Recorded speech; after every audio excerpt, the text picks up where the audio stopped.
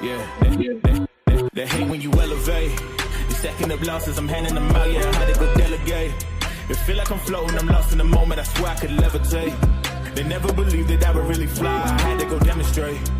I had to set them straight. They hate when you elevate, elevate, elevate. They hate when you elevate, elevate, elevate. Yeah, they hate when you elevate, elevate, elevate. They hate when you elevate, yeah. I had to elevate. I'm way too fly. Yeah, I'm feeling myself. Ain't no chance I'm coming down, no. Got a soul view to myself, yeah. Why would I give it up? Why do they wanna come take my place? I work too hard for it, don't need a replacement. This my vocation, now I got rollies, all in rotation. Hop on a jet just to take a vacation. Remember the moments was trapped in the basement. Now the hard work is all taking me places. Squatting all black like we trapped in the matrix. Bet on myself and go ball out in Vegas. Living a life like I'm rich and I'm famous. Don't see the grind that I know that it came with. Oh. I ain't make it this far for myself, yeah. I had to prove to everybody else. I had to set them straight, yeah. I had to ball, so I had to renovate. I know they hate when you elevate. The second of losses, I'm handing them out, yeah. I had to go delegate. It feel like I'm floating, I'm lost in the moment. I swear I could levitate. They never believed that I would really fly. I had to go demonstrate. I had to set them straight. They hate when you elevate, elevate, elevate. They hate when you elevate, elevate, elevate. Yeah, they hate when you elevate, elevate, elevate. They hate when you elevate, yeah. I had to elevate. Ooh, yeah. Why they wanna put me down? So much drip, yeah, I almost drowned in it. I can't come it down. Yeah, I'm way too fired up. I can't slow it down. Ooh, yeah, yeah. I see the flashing lights. Make sure the fashion right, yeah. I'm in my bag tonight, yeah. I might just pull up before it. Watch out, the engine is roaring. It's too loud, you can ignore it. Yeah, yeah. This the highlights with a few. You could have it all, no need to choose. I rise to the top. Yeah, I had to elevate, elevate, elevate, elevate. They hate when you elevate, elevate, elevate. Yeah, they hate when you elevate, elevate, elevate. They hate when you elevate. Yeah. I'm glad you didn't see all that. Yeah. Salute to everybody in the building. Salute to everybody in the building. The second of losses, I'm handing them out. Yeah, I had to go delegate. It feel like I'm. All right. Man, salute. Happy Tuesday. Salute to everybody in the building. Clap it up for yourself. Roll call, Chris Brooks. Salute to you, King Isak. Easy in the building. Isak, I'm going to reach out to you via Instagram. We got politic. I got a politic with you. Shout out to boxing. For sure. Shout out to boxing. Yeah, man. Yeah. So, shout out to everybody in the building, man. We back at it, man. We back at it with another one. Of course, I always tell you guys Tuesday is one of my favorite days because, you know, we do the weekend. You guys know I work the weekend wraparound, right? So when I come back on Tuesday, it's just days of just content, just things happening in boxing. And this week was a real special week. A whole lot of things happening. If you're a fan of boxing, you really probably should have enjoyed this week. This week should have been a big week for you, just to see where boxing is heading, the trajectory that it's heading in. And obviously, if you are fans of other things before boxing, you might not be as excited. You might be a little disappointed, maybe a little nervous, maybe a little anxiety, maybe a little anger, maybe a little bit of everything, maybe just emotional roller coaster for you trying to deal with what looks like at this point to be an inevitable turning point in boxing, a new era. And we'll talk about it, obviously, on this show today. We're going to talk about all that, ushering in this new era of boxing, really an old era in some ways, but a new era, a new and improved, a very competitive era, a very legacy-driven era, in a very international, worldly platform stage era of boxing, which just, you know, I think if you're a boxing fan, benefits you, right? But I mean, we'll weigh it out. You know, I mean, not everybody needs to be on the same page. Salute to my co-host, Ray Davis in the building. Salute. What's going on? Wait, listen, man. First of all, let me salute the brother Claymore Rain. Clay's name is circling in these streets. I was on my boy IO channel. That man was literally thought he was talking to a superstar when he found out who I am. I actually felt bad because he's like, "Oh, that's you." I was like, "Oh man, what am I robbing, bro? Like, what the hell is this, bro?" You know what I mean? But it's cool. You know what I mean? I'll take the Robin to the Batman. You know what I mean? Even though Clay think he's Superman, but it's okay. I'll live with that. You know what I mean? Got my Superman shirt on today, but I know. I'm him, huh? Oh, okay. I'm him, huh? Yeah. Yeah, salute. No doubt, man. That's what's up, man. No, I'm not a Bulls fan. Nah, I ain't no Bulls fan. He ain't no Bulls fan. He just a sports apparel fan. I'm a Jordan fan, so yeah, I can say I'm a Bulls fan somewhat. Okay. Nah, man, look, I appreciate all the love, the recognition and the love that I'm getting out in the space, man. It's a slow roll, but it's tempting sometimes to get into like being a fanatic, and nobody's blind to what the algorithm likes. You know what I'm saying? Like I know what to speak to, what to speak like, where to be if I wanted to like really blow up. And I want to blow up, you know what I'm saying? I don't want to be anchored down to be loyal to a certain narrative. You know what I mean? So boxing is a broad sport, man. We talk about it all here. I think it's a little different than most platforms, being that we cover so much about boxing here. We don't hyper focus on one particular topic for an hour and a half, 2 hours, 3 hours, whatever it is. I know, I get it. It's the buttons. You push the buttons, right? That the fanatics like, and you get 500-600 people inside your in your chat. Maybe get your super chats up, and you'll get a following. But I hope that at some point, I'm trying to be part of the wave ushering in just boxing on a broad spectrum, trying to cover all the hottest topics, of course, but we just can't keep talking about the same thing all the time. But that being said, I appreciate the love, and look, a lot of haters out there as well. Appreciate you guys as well. In a weird way, I appreciate you guys keeping the channel relevant, keeping me relevant, keeping things relevant by hating on me. You know what I'm saying? So salute to the haters. Salute to all you guys, man. But let's go ahead and do a quick little roll call rundown. Who is in the building? We got 21 people in the building. Please remember to hit those like buttons. If you haven't subscribed to the channel, take an opportunity to go ahead and do this. Shout out to AK Crowder. Elevate. Is significant to this channel, man. If you know where we started and you know where we're going, you know how significant that song is. Don't know if I ever change that song. It's not the song I'm playing in my radio in my car while I'm in my truck while I'm riding down the road. But man, every time I hear it, it does get the blood going. It gets him going and get the show going on me. Shout out to the song Elevate. I believe Captain Oz or something like that is a guy who makes a song. A shout out to him too. YG Knight, salute to you, King. LaRon Jones, man. Long time no see, LaRon. What's good, LaRon? Back at it, LaRon. Show me some love on some of my videos. He always keeps it 100 with me when he feels like I'm being a little biased. He pushes back at the, he pushes back at the narrative. But whenever he also gives me my flowers when he feels like I am being unbiased. And I appreciate that, LaRon Jones. Good to see you in the building today, man. SOBTV, salute. Says, salute Clay, Ray, let's build. That's the word on, what's the word on that Boost Stanionis? We could definitely talk about that as well. I didn't really plan on talking about it that much, but no, without a doubt, man, I don't know what's actually happening, but I can tell you that I think Eddie Hearn and Boots and his team are working aggressively in that, for me, I told you guys already, it's unify or leave. It's either this man's going to unify at 147 and do what he needs to do down there as far as accolades are concerned. But if there's no accolades at 147, Boots probably should go up to 154. Probably plans are going 154. I don't even think defending the IBF title is worth it at this point in his career. It's more like unify or bounce. I mean, go ahead and unify those belts, and if that opportunity isn't there, then why miss out on the legacy and money that's there at 154 waiting on you? Salute to Chris Brooks in the building. Say, my brother Ray, salute Chris Brooks. Salute Chris. No doubt. AK Crowder shows you love as well. 2 cents in the building. Yes. Real 2 cents. Like Tupac. Yeah, I ain't, So, shout out to 2 cents. Whole name, Silver. So, I mean, salute to you, man. You've always been, I actually need to get you a damn ranch and stop playing with your face, right? Tank Davis has to fight Shakur or Keyshawn in 2025. Man, look, man, you preaching to the choir. We're gonna talk about that as well. Obviously, we know that Tank's been in the news. He's been on a little tweet. He's been on a little bit of a tweet campaign.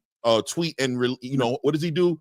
Tweet and erase and tweet or I don't know what the word is. Delete. Huh? Tweet and delete. Yes. He's been on a little tweet and delete campaign.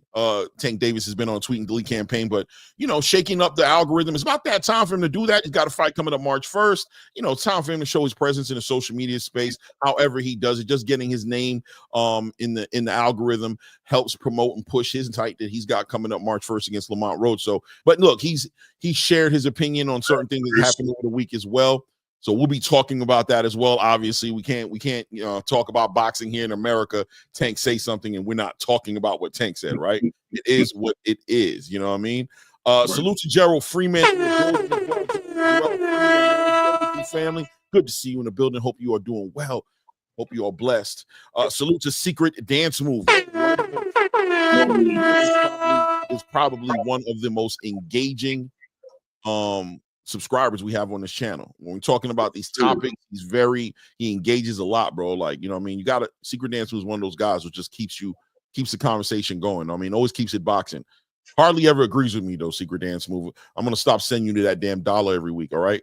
I'm gonna pull that dollar off you, bro, if you don't start getting your act together. No doubt. No, he's a good guys know he agrees with me. That's all right. Yeah. I send Secret Dance Move $1 every week, you know what I'm saying, to agree with me, and he hasn't been doing it, and he's this close to losing that dollar. So we'll see what he does this week. We'll see what he does today.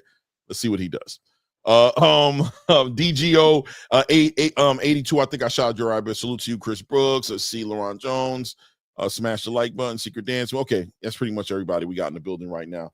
So we're gonna build, man. We definitely got a lot to talk about, man. I mean, first of all, Ray, back to you a little bit. You enjoy your weekend. I know you off on the weekends, unlike me. You actually have off on the weekend. So how was your weekend? Not all of us can have those days, Clay. But yeah, I enjoyed it, man. I know I did not. Actually, I'm gonna have to say something, man. Them damn Steelers blew that game, bro. It's all right though. We had a tough team. Yeah. We got rocked. We got punched in the face. Got beat up by our rivals. But you know what? It's okay. We had a good season, man, and we made the playoffs. That's important. You know what I mean? So at the end of the day, that was cool. As far as everything else, I like the boxing match that took place last week. I think it was Friday or Thursday or whatever day it was. We talked about it. Last week. Homeboy. Was it Monday or Tuesday or whatever? You talking about in New Zealand or in Australia? You talking about Jai Obatai and all those guys? Okay, yes. Yeah. So you know what I mean? With respect to that, so just chill, man. Chill. Put the PlayStation together for the son. So Call of Duty, me and you, man. You know what I mean? Oh no, we'll build on that later for sure. We definitely got that. On that zombies, right? On the zombies, the killing of the zombies online the other night. Yeah, we definitely gonna kill some zombies, bro. Oh, okay. Secret Dance Move says, Clay, who you got between Pacheco and Steve Nelson? Man, I'm up in the air with it. I ain't gonna lie to you, man. I'm kind of rooting for Steve Nelson. I don't know why. I just, I guess he's older, and I just feel like this is an opportunity. Like he missed out on an opportunity to kind of be who he should have been, be taken a little bit more seriously. His career was probably a little mishandled earlier, but now that he's with Bud and he's got that push behind him, I'm cheering for him, you know what I mean? But I do think it's Diego Pacheco's time, man. It's his time to show improve and to put himself in the conversations of being a champion, you know what I mean? To challenging to be a champion. So I'd have to lean towards Diego Pacheco, but I am rooting for Steve Nelson. Either way, I'm more so rooting that it's going to be a great fight. And I think it's going to be a great fight. I think Steve Nelson is going to bring a lot of that experience to the ring. I think he's going to give Diego Pacheco a look that Diego hasn't seen. And I think if Diego Pacheco makes it through this fight, let's say stops Steve Nelson or dominates him, this will be an official, like, what's the word you talk about when you pay the price to come in the building? Not, you know what I mean? Mission. What is it?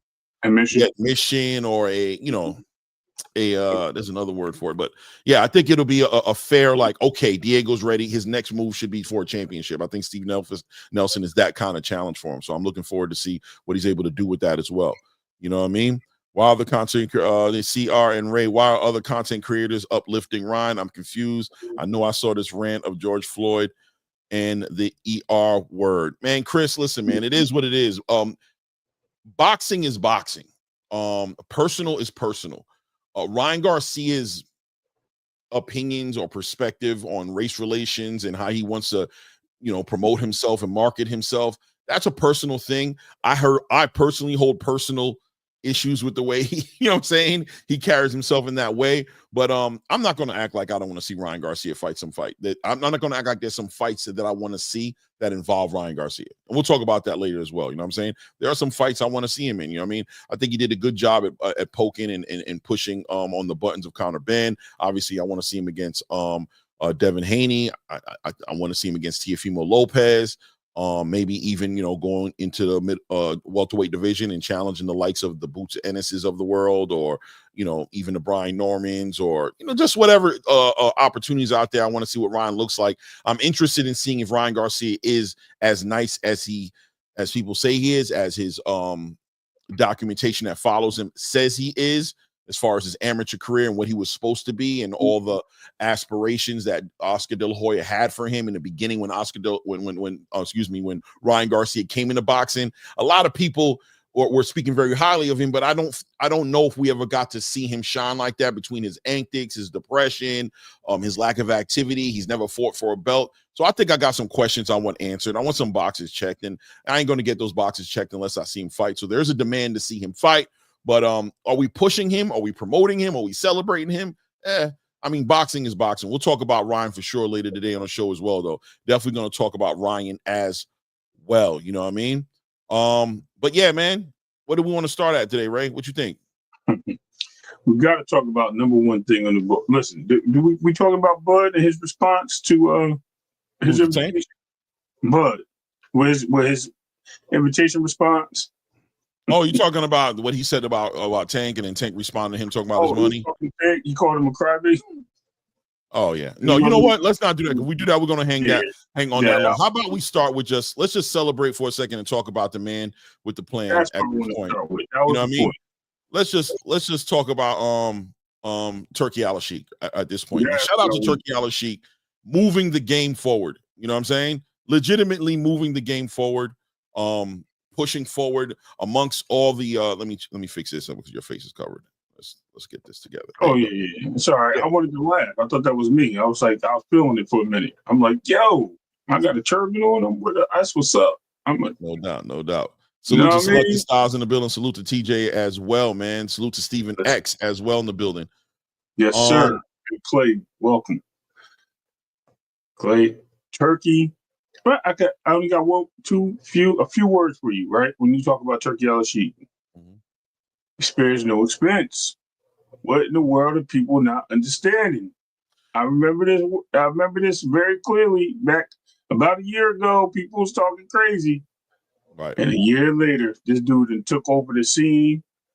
He the action hero. Everybody watching the movies, bro. Like he just in every field right now, just doing his thing. Salute to Turki Alalshikh for what he's doing for boxing. He's definitely an honorary Hall of Famer in my opinion, and he deserves it. Yeah, man. Turki is moving the needle in the sport. You know what I mean? And he's doing it for boxing fans, man. And I'm exclusively putting this message out to boxing fans, because everybody else, I kind of get where you're coming from, but for the most part, I don't. But what I do understand is different strokes for different folks. There's no obligation to support Turki. If you're on the opposite side of what Turki's doing, fair play. You know what I mean? Fair play. But specifically speaking to the people who've always been interested in moving boxing in a certain direction, the people who had the complaints, the people who wanted boxing to be better, right? Who wanted to restore the credibility, the legacy to boxing, who always wanted to see the best fight the best. To those people specifically, Turki Alalshikh is moving the needle for those people. And I include myself and my co-host in that conversation.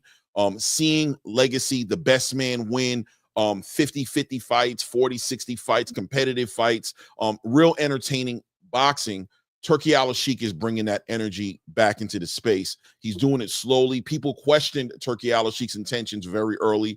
18 months ago, you had to ask yourself, how long was this going to last? What is Turki doing? Is he just putting on, novelty fights, boutique fights? You know what I'm saying? Just nostalgic fights that, he just wants to see personally, but it wasn't going to be a long-term investment into the sport. If you are asking yourself that question at any point in time, I'd say not by now at this point, it's becoming more and more cemented that he's going to be here for a while, right, guys? Turki's going to be here for a while. He's investing in the sport in certain ways that if somebody with the resources were going to invest in the sport, you'd want them to invest this way, right? He brought Ring Magazine. He did a big gala award show for the boxers, celebrating legacy, and for the boxers got to get celebrated amongst their peers. He's putting together the best fights, the best cards, and he's letting you know in the future what he plans on doing. He's telling you about the big cards that are coming your way. And if you're a boxing fan, you know what I mean, I think you would celebrate that, right? Turki putting out a message recently, to be honest with you, that kind of shook up the world a little bit. And let's put that in perspective. He says, we must now have it normal to lose some fights in boxing.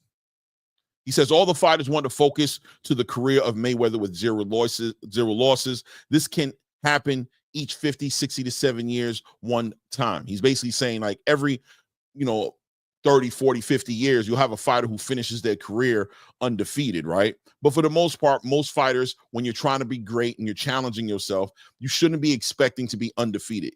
And if you do lose a fight, expect to be undefeated, go for it. But at the end of the day, if you lose a fight, that shouldn't be the end all be all. Then he compares it and he says, we need the UFC model now, right? Basically speaking that, champions in the UFC are champions until they lose. The champions are losing and winning, said Turki, reacting to being told by Frock that Fury gets depressed and is moody. Frock says Fury dealing with the loss to Alexander Usyk for a second time, right? So what he's basically saying is the fear of losing, that, losing is part of the game. If you lose as a champion, as a true competitor, at some point, get yourself back together, right? Get yourself back together, make your plans for your next fight to be your best fight, and you can still be in the conversation of ATG, of a generational talent, of a champion, of the best of an era, like a Roberto Duran did, or like a Muhammad Ali did, and all these fighters that I'm mentioning that did not retire undefeated, and just trying to put perspective on the game. I know some people are going to have a hard time processing that.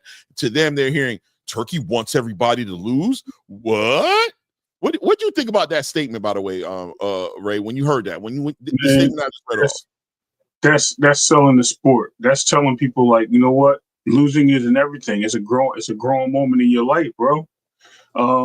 When you lose or things like that happen, man, you got to understand, like, even if you fail, it's like failing, right? You only improve from failing.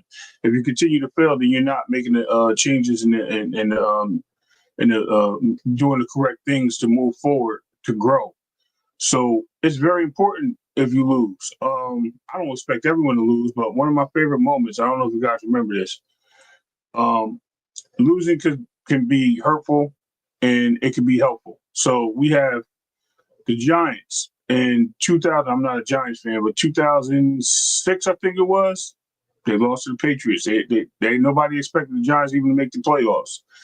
They lost to the playoffs, the Patriots, the last game of the season. And what happened?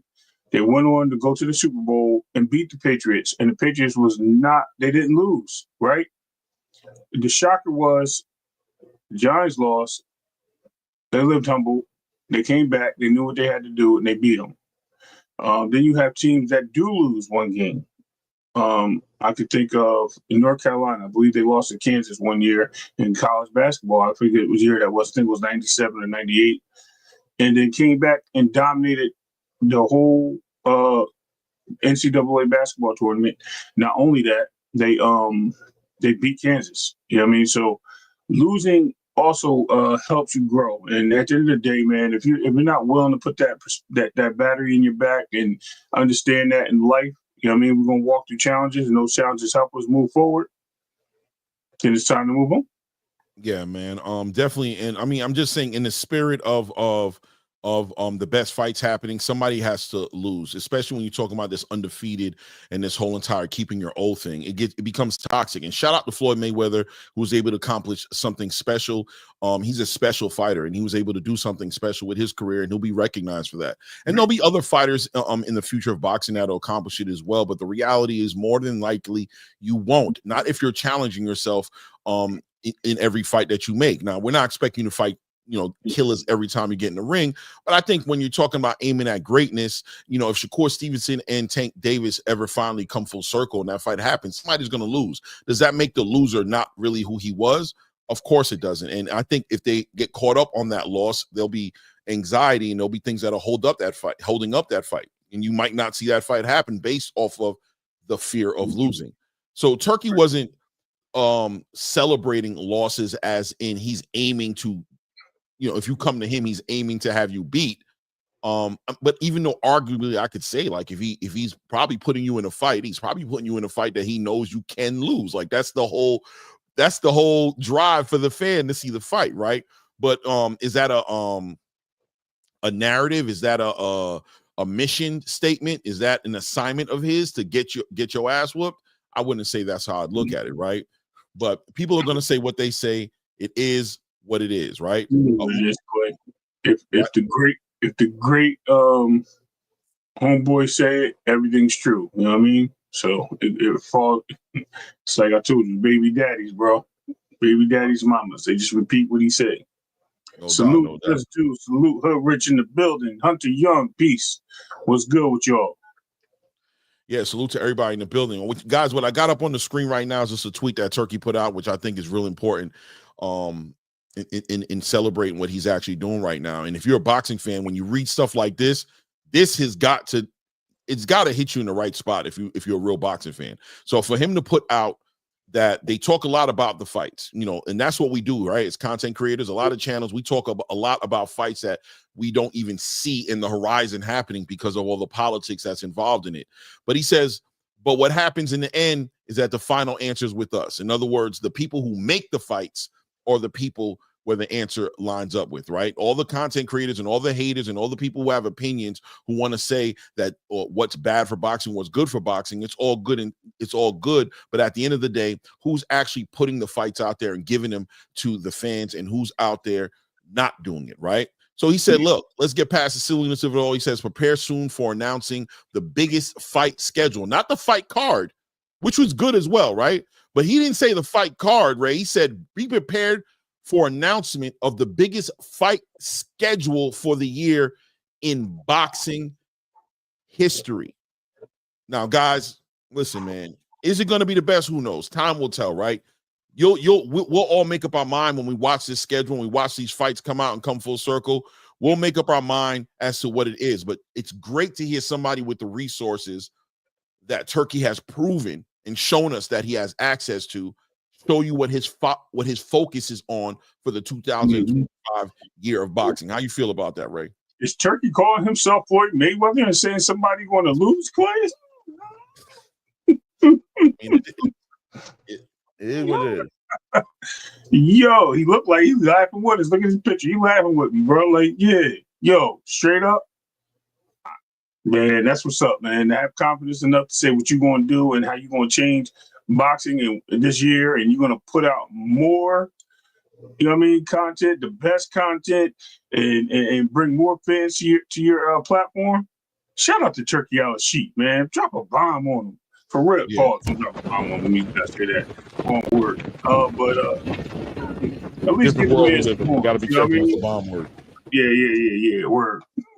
Hold on, let me just take a moment. Salute to my guy, my fellow boxing pugilist in the building, man. Always appreciate it. Always good to see my guy inside it. Shout out to Just Do Boxing in the building. Salute to Just Do in the building. Another pugilist in the building, man, who's always, I've been watching you, man. Shout out to the Boxing Source, man. Source, for real.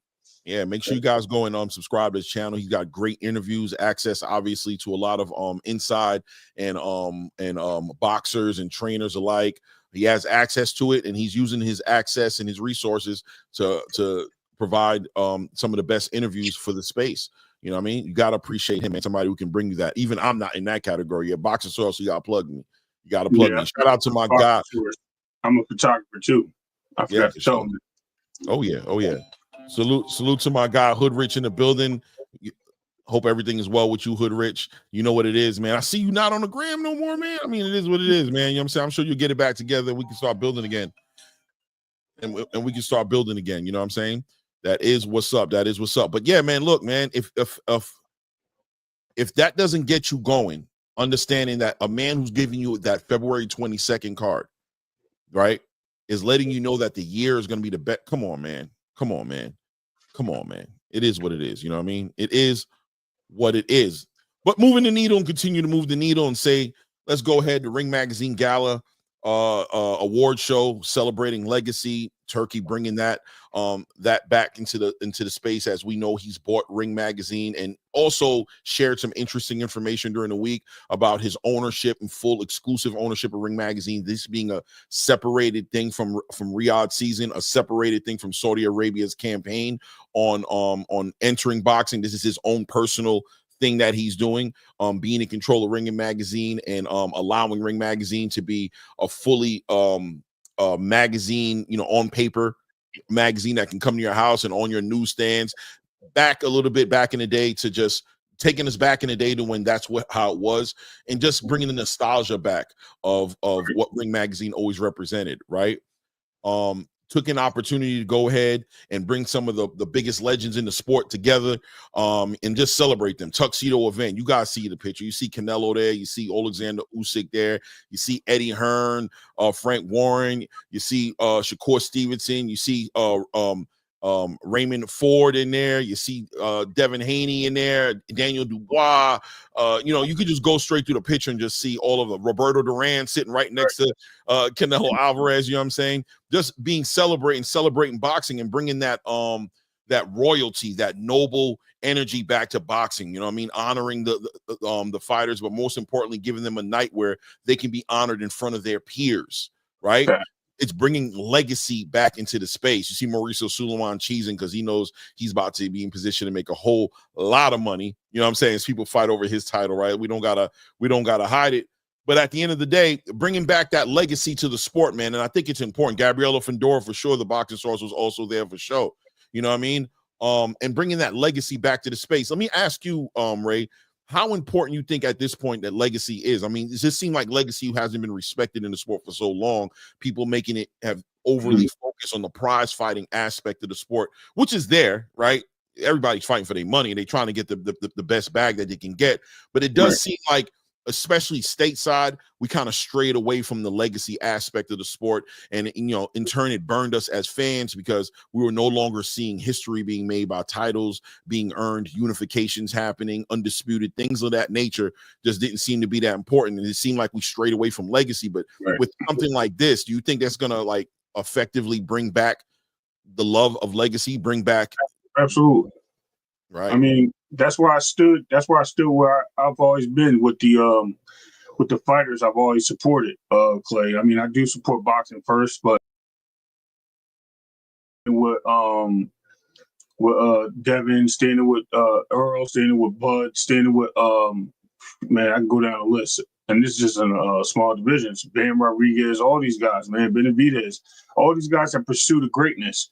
Greatness is part of the legacy, man. You go down in the sport for history. You go down as fans start watching, they want to know who's this guy. You know what I mean? Who's this champion? When we got people really asking that, man, that just shows you the sport was dwindling, and all they can do is link themselves to a fan, to a person that literally was a secondary title holder and say, "Oh, he's the champ, right? Oh, I like that guy," and you're like, "What?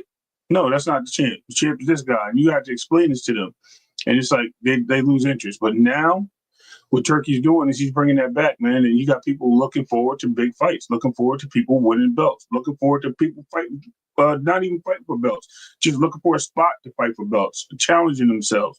And that's what it comes down to me. The legacy is first. It's always been first. The bag will come with it.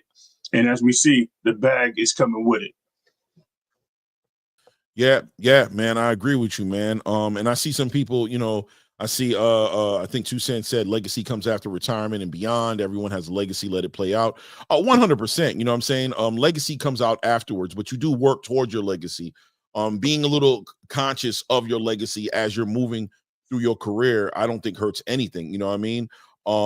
There's nothing wrong with chasing. Look what Jerron Boots Ennis is doing right now. He is thinking about his legacy, right? He is a prize fighter, but he's saying, nah, man, I want to, become a unified champion. It's going to be part of my legacy to say that in the welterweight division that I'm in, that I accomplished great things. It's going to go on my paperwork. It's going to build on top of, I'm going to add things on top of it when I go to 154 and when I go to 160, or if I go beyond that, these different things are going to build me on who I am and challenging myself to be the best version of myself that I can be by proving it, by fighting the best talent that's out there, is going to be part of my legacy. You know what I mean?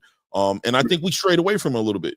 I do definitely think we strayed away from it. And I think that's one of the most exciting parts of seeing Ring Magazine being brought back in, and also seeing Turkey not only invest in keeping the publication out there, but also, that award show, the celebration of fighters. And even Ring Magazine, as far as on Twitter, they're just like a reliable source of information, credible source of information for boxing fans. For now, hopefully they never cross that line and, get all narrative driven. But for now, it seems to be a neutral space where all boxing can meet up. And I think another thing that I like about what's happening with Ring Magazine and what Turkey's bringing to the sport is he's opening the sport back up to a worldly platform, international boxing. You're seeing, there was something I saw when I saw Shakur Stevenson at the airport. It looked like he was, or in the mall maybe, but he was met up with Conor Benn, right? And him and Conor Benn are having this conversation, and you're just seeing this culture, this cross of culture of European,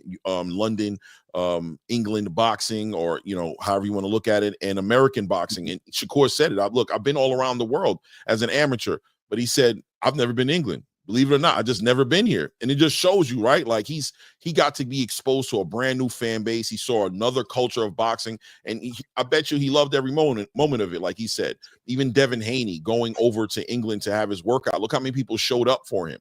You know what I mean? There's a different culture in all these different countries. Is like a different culture of boxing.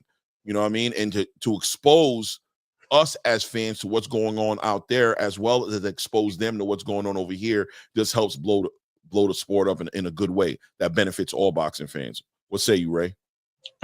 First question I have to you, Clay. Are you a subscriber of Ring Magazine? Because I'm about to subscribe. I ain't gonna lie. No, I haven't done it yet. I do plan on doing it though. $70 digital copy and printed copy, which is cool. I don't know if I really need a printed copy just to have stuff laying around my house, but you know what I mean? You never know what you're going to get, especially with Turkey involved. So, and you get an opportunity to win a car, Clay. I don't know if you knew that. Nice SL5. Yeah, that's what's up. So, yeah, I think it's an AMG SL5. I believe that's what it was. Something like that. Yeah, SL55. Excuse me. Better than me, bro. But yeah, man, that's what's up. But yeah, I might be jumping into that category, man. You know no doubt. So moving the needle, Canelo shows up in London. Says he's a free agent, ready to mingle, right? Canelo's always been a free agent, right? I told you guys, Canelo's never been a PBC fighter or a Golden Boy fighter or a DAZN fighter. He's everybody's fighter. Whoever has the best deal for him on the table, Canelo's always going to find his way into putting himself in the lane of getting that deal. And Canelo, you know what I mean, showing up out there and in England to be part of the whole entire ceremony, obviously, but also he won't miss an opportunity to rub elbows with Turki Alalshikh, no matter what people thought that Canelo doesn't need Turkey or won't. That was all nonsense, right? And it's not to say necessarily that Canelo needs Turkey, although one could argue it to a certain degree, right? Just being where he is in his career, and if he is focused on getting the highest paydays, if that's really what he's hyper focused on, well, then the guy giving out the highest paydays has to be a legitimate source or opportunity, or somebody who could facilitate something like that for Canelo. Not many people in the space can do that. Turkey happens to be in a spot next to a few people. So Canelo Alvarez over there with Turki Alalshikh rubbing elbows, you know what the conversation is going to be about, obviously, right? And it's about, the mega fight, you know what I'm saying? Canelo Alvarez versus Terrence Crawford. And it seems like those negotiations seem to be gaining a little momentum, right? As the weeks go by, it goes from never going to happen to waste of time to not being competitive to maybe it could happen to why not. Of course it could happen to Canelo saying, look, Terrence Crawford is pound for pound one of the best fighters in the world. Why not? You know what I mean? To all of a sudden a whole bunch of content creation platforms are pretty much saying that this deal is in its final stages. You might as well consider it done, even though it hasn't been confirmed or delivered as confirmed or announced by Riyadh Season or by Bud Crawford or Canelo Alvarez, saying that the negotiations are so far moving forward that it's just a matter of picking the dates now, right? Is it going to be Cinco de Mayo? Is it going to be in September? When is the fight going to be? What say you about Canelo Alvarez's presence with Turkey and even the chances of this fight coming together? Man, if it's 120 million on the table, Clay, I'm just going to say salute for you guys making that bag. You know what I mean? That just shows you what the strength and character of a person that really wants to see the best fights is, right? So I just think this is great for boxing. Like I said, there's nothing wrong with having what I say, legacy, right? This is legacy. Speaking of it right now, and this is two legends in the ring, and they're going to just add on to their careers with this fight, win or lose, and it shows where boxing should be and will be going forward as long as Turki Alalshikh is in the building. I remember, Clay, I was asked a question about Turki Alalshikh and what do I think? And do I think he's going to take over boxing, right? And I was right there on the panel with you, and I said, man, I got to go look into this guy, man. I mean, he seemed like he's doing right things, but, you know what I mean? When I see stuff like this, I have to go, damn, that dude, Clay, was on point, bro. He was on point then, he on point now. Yes, I think this is a mega fight. I think this is one of the best fights we're going to get in a long time. So it's definitely something we deserve as boxing fans. Yeah, man. It's funny, you know, it's definitely funny because it's still obviously there's people out here who don't want to see the fight or they don't think the fight's going to be competitive or they just think it's a ridiculous fight. I myself don't need to continue to keep on pushing how much I'm a fan of the fight, how much I want to see the fight, how much, I believe in Terrence Crawford's abilities to win this fight. But it's interesting because it seems like a lot of boxing pundits and ex-fighters, retired fighters like your Roy Joneses, your James Toney's. Blue's in the building. Salute. Blue, what's good, family? And as we're going into it, even people like Blue Blood Sports, right? People who are really respected in the boxing space, a lot of the actual professionals in the space, trainers, things of that nature, feel like Bud can beat Crawford. You see that Bud can beat Canelo Alvarez, and you got people like Tim Bradley who just think he's going to completely devastate Canelo, and he's going to dominate him. But a lot of the fans don't feel that way, right? They feel like there's a ridiculous fanatic type of fight. It doesn't make any sense. Terrence is going to get devastated. They made weight classes for a reason. I mean, I think that's what makes this fight interesting. You know what I mean? I think that's what actually makes the fight interesting. And the question has to be, is Canelo Alvarez and Terrence Crawford a mega fight? Yes or no? Is it a mega fight or is this just a fight that is, you know what I mean? Yeah. I think it's a big question. And you're saying that, right? I'm saying that. But I do believe like the boxing fan base, you get to a point to where you got to get past the silliness of it all. Is it a mega fight? Yes or no? Because if it is a mega fight, then let's celebrate. You can bet on who you want to bet on, push whoever you want to push. But at the end of the day, we got to see the fight happen. We got to see the mega fight. When you got the pound for pound best fighter in the last 3 or 4 years versus the number one fighter, the face of boxing in the ring, is definitely competitive. Matter of fact, I'll put it this way. Any of the top 5 fighters of any division versus another top 5 fighters within 2 to 3 divisions above or lower against each other is a mega fight. That's just greatness putting on the table. So, hey, man, I salute these brothers, man. They make it happen, man. Wepa and salute. You know what I mean? They don't say Wepa in Mexico, but, it's cool. It is what it is, man. No, I agree, man. It's definitely a mega fight to me. I think the boxing space needs to make up their mind on what it's going to be because it looks like there's a demand for the fight. It's going to happen. I think it's going to be one of the biggest fights of our of this era of boxing, maybe the biggest fight. I mean, obviously, David Benavidez and Canelo Alvarez is the fight that everybody wants to see. I wanted to see that fight as well, but you can't make these fighters fight each other. If Canelo isn't going to fight David Benavidez, I think the next best thing has to be Terrence Crawford at this point. If you want to see a great fight, a motivated Terrence Crawford, right? Versus 2 cents tripping. That's it, man. I mean, Terrence Crawford has gone on record to say that he put a couple of tweets out. I'm not going to pull them out, but saying that this is going to be the best version of him. He said he's been holding this version himself up for this kind of opportunity. So, I mean, that's what I'm talking about, right? Like, special fighters do special things. He's going to do something great. He hears the adversity. He hears the doubt. This is the environment he thrives in. He loves the doubt. He loves all the naysayers. He loves to prove people wrong. This is the environment he loves to operate in, man. And that's the thing about me, man. One, like Floyd Schofield versus Shakur Stevenson. People can say whatever they want to see. I want to see Floyd Schofield fight Shakur because Floyd wants to fight Shakur. He really thinks he can beat him. He really has a heart in his chest, and he thinks like, yo, this dude is not like that. He gets an opportunity to do it, though. Not many fighters get those kind of opportunities, and Turki Alalshikh brings that to the table, right? Like, he brings that opportunity to a Floyd Schofield. This fight doesn't happen without a Turki Alalshikh because most promoters and most fans in America are going to say it's a not worthwhile fight, right? They're going to shoot it down. They're going to be like, nobody want to see that fight. They're going to shoot it down, and we never see it. But Turkey's going to be the one who's going to be like, nah, you know what? I'm down for that. Especially Williams and Payne ain't fighting. I'm down for that. Let's put that together. Let's get that together. Call Floyd Schofield. Tell him we're going to give him his biggest payday ever. We're going to fly him out to Riyadh, and we're going to put this fight together. Tell Shakur he got an opponent. Beautiful. Right. For real. And I'm a big football fan, Clay, especially college football. And let me tell you something. I don't think I watch as much college football on a Saturday afternoon than I did boxing. I'll be honest with you. At the end of the day, man, people reaching with that comment, man. I'm just letting you know. No doubt, man. It is what it is. So yeah, mega fight. Canelo Alvarez, Terrence Crawford, definitely a mega fight. Seeing that fight come full circle. And definitely you already know what kind of undercard is going to be there. It's going to be crazy. It's going to be diabolical. Paulie Malignaggi actually just was on the Boxing Voice with Nestor, I believe today, and was speaking on, tapped in and weighed in on a couple of fights. This one being one of them, and also tapped in on some other topics we'll talk about a little bit later.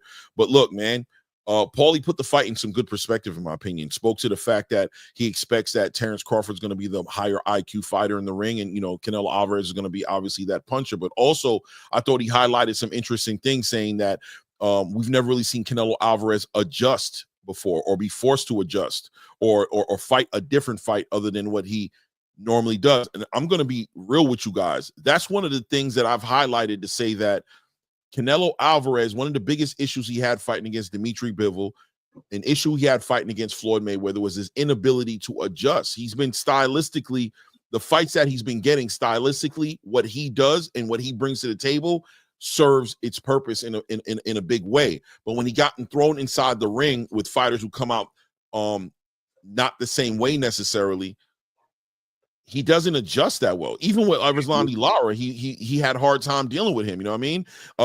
Even with like Amir Khan, you know what I'm saying? There was some issues there until he pieced him up and put him to sleep. Amir was handling his business, was giving him different angles to look at, and he was having a hard time finding Amir. I think Terrence Crawford can go in those areas and expose certain aspects of Canelo's game that could have this fight go his way, without a doubt. What do you think? I mean, I'm going to give ring IQ definitely to Terrence Crawford, and I'm going to give experience of of the moment to basically the limelight to Canelo. They're both going to come up the fight. It's going to be an interesting fight. Yes, Bud has a very good opportunity to win this fight. Do I think it's 50-50? In a slightest chance, maybe, but I do lean towards Canelo because of the weight difference in the size. But I could see Bud winning this fight. I mean, the longer we talk about this, Clay, it's funny that you say that, right? The longer that we talk about this, the more that far out it was, I was like, there's no way. Now I'm like really edging in on it being a true 50-50 fight. I really think that there's an opportunity for both of these guys to win this fight. I think Bud's skill set and his ring IQ really puts him in a whole different a category of Canelo, unfortunately. And I think that's the opportunity he can take to win this fight. Yeah, I definitely agree with you. I see Hunter Young says Bud has never really had to adjust. They're basically in the same boat. I couldn't disagree with you more, Hunter. I think I've seen Bud adjust many a times. I think one of the main components of Bud that makes him complicated for any fight he gets in there, that he can adjust. I mean, he switched. I don't know what you're talking about, to be honest with you. For you to say that he's never had to really adjust, I don't know what you mean. Like, I mean, do you agree with that statement? Right? Like, no. Listen, man. He's you know Hunter Young. What does that You know even Hunter Young mean? got the PVC cake. He got the terrible PVC towel. You know that. I mean, is that what this is? Is that a PBC thing? Is that a like what Terrence Crawford is literally all the greats acknowledge and say Antonio Tarver, Roy Jones, what's James Toney, like all the greats who have complimented Terrence Crawford. The main thing they always highlight and say is that this man can adjust. I know he knows how to adjust. It's his ability to adjust that separates him from most of the people who fights against. So I don't know, man. Maybe we've seen something. He adjusted against Sean Porter. Exactly. He was told he was losing and got up. And I don't really get. Joe Brooks, another fighter he adjusted against. So I mean, Amir Khan he adjusted against. It's right. I mean, I don't know. I don't know. I thought that was interesting. That you say that, Hunter Young, but I mean, we all see different things. You know what I'm saying? It's cool. No, okay. Okay. He has clarity. Salute to Hunter Young, man. Okay. You know what I mean? Blue Blood, my brother Blue Blood Sports. Salute to Blue Blood. Blue Blood later today, too. I'll be co-hosting on it. Actually, Blue, I'm gonna be on there a little bit late today. I gotta go do some taxes right quick. But I'll be on there. Let's see. Blue Blood says Canelo adjustments are his pressure to allow him to counter his opponents. If not, he can't change anything. I agree. 100%. I disagree. Because I think Canelo still has it back where he remember, Canelo was a boxer. He was like, you know what I mean? I know we get creatures of habits and things of that nature because we can do that. You know what I mean? Mm-hmm. But I will never say that he can't go back in his bag and box. I mean, if he has to, maybe he will. You know, I seen him jump on his toes a few times when he was in the ring. He felt that he had to. He did it with Bivol. Did he win the fight? No. But I don't. Again, we never know what to expect. You know what I mean, that's why they go to camp and they work on things. So, you know what I mean, let them guys get in the ring. But I understand where Blue coming from, and I can agree to disagree on that statement. Absolutely. Right. I think though, I agree though. I ain't gonna lie. I think his adjustments is the pressure. I think he either steps in and puts more pressure or he releases pressure. And I think his feints and all those things are like world class. You know what I mean? His ability to feint you and keep your mind constantly running, and he puts pressure on you just with his presence because you know what's coming at you.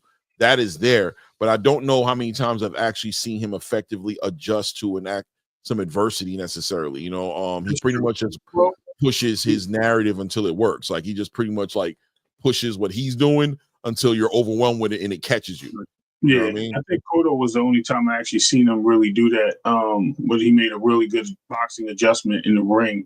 That was a good fight, by the way. But yeah, I mean, it is what it is. I know who he didn't adjust against.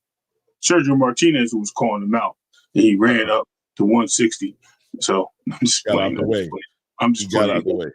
You know what I'm saying? But I mean, it is what it is, though. But Paulie tapped into that. Devin Haney, moving on the needles of Devin Haney, putting the boxing space on notice. Guys, I've been on Devin Haney's. I don't want to have to pause. Yeah, but I've been on his case. You know what I'm saying?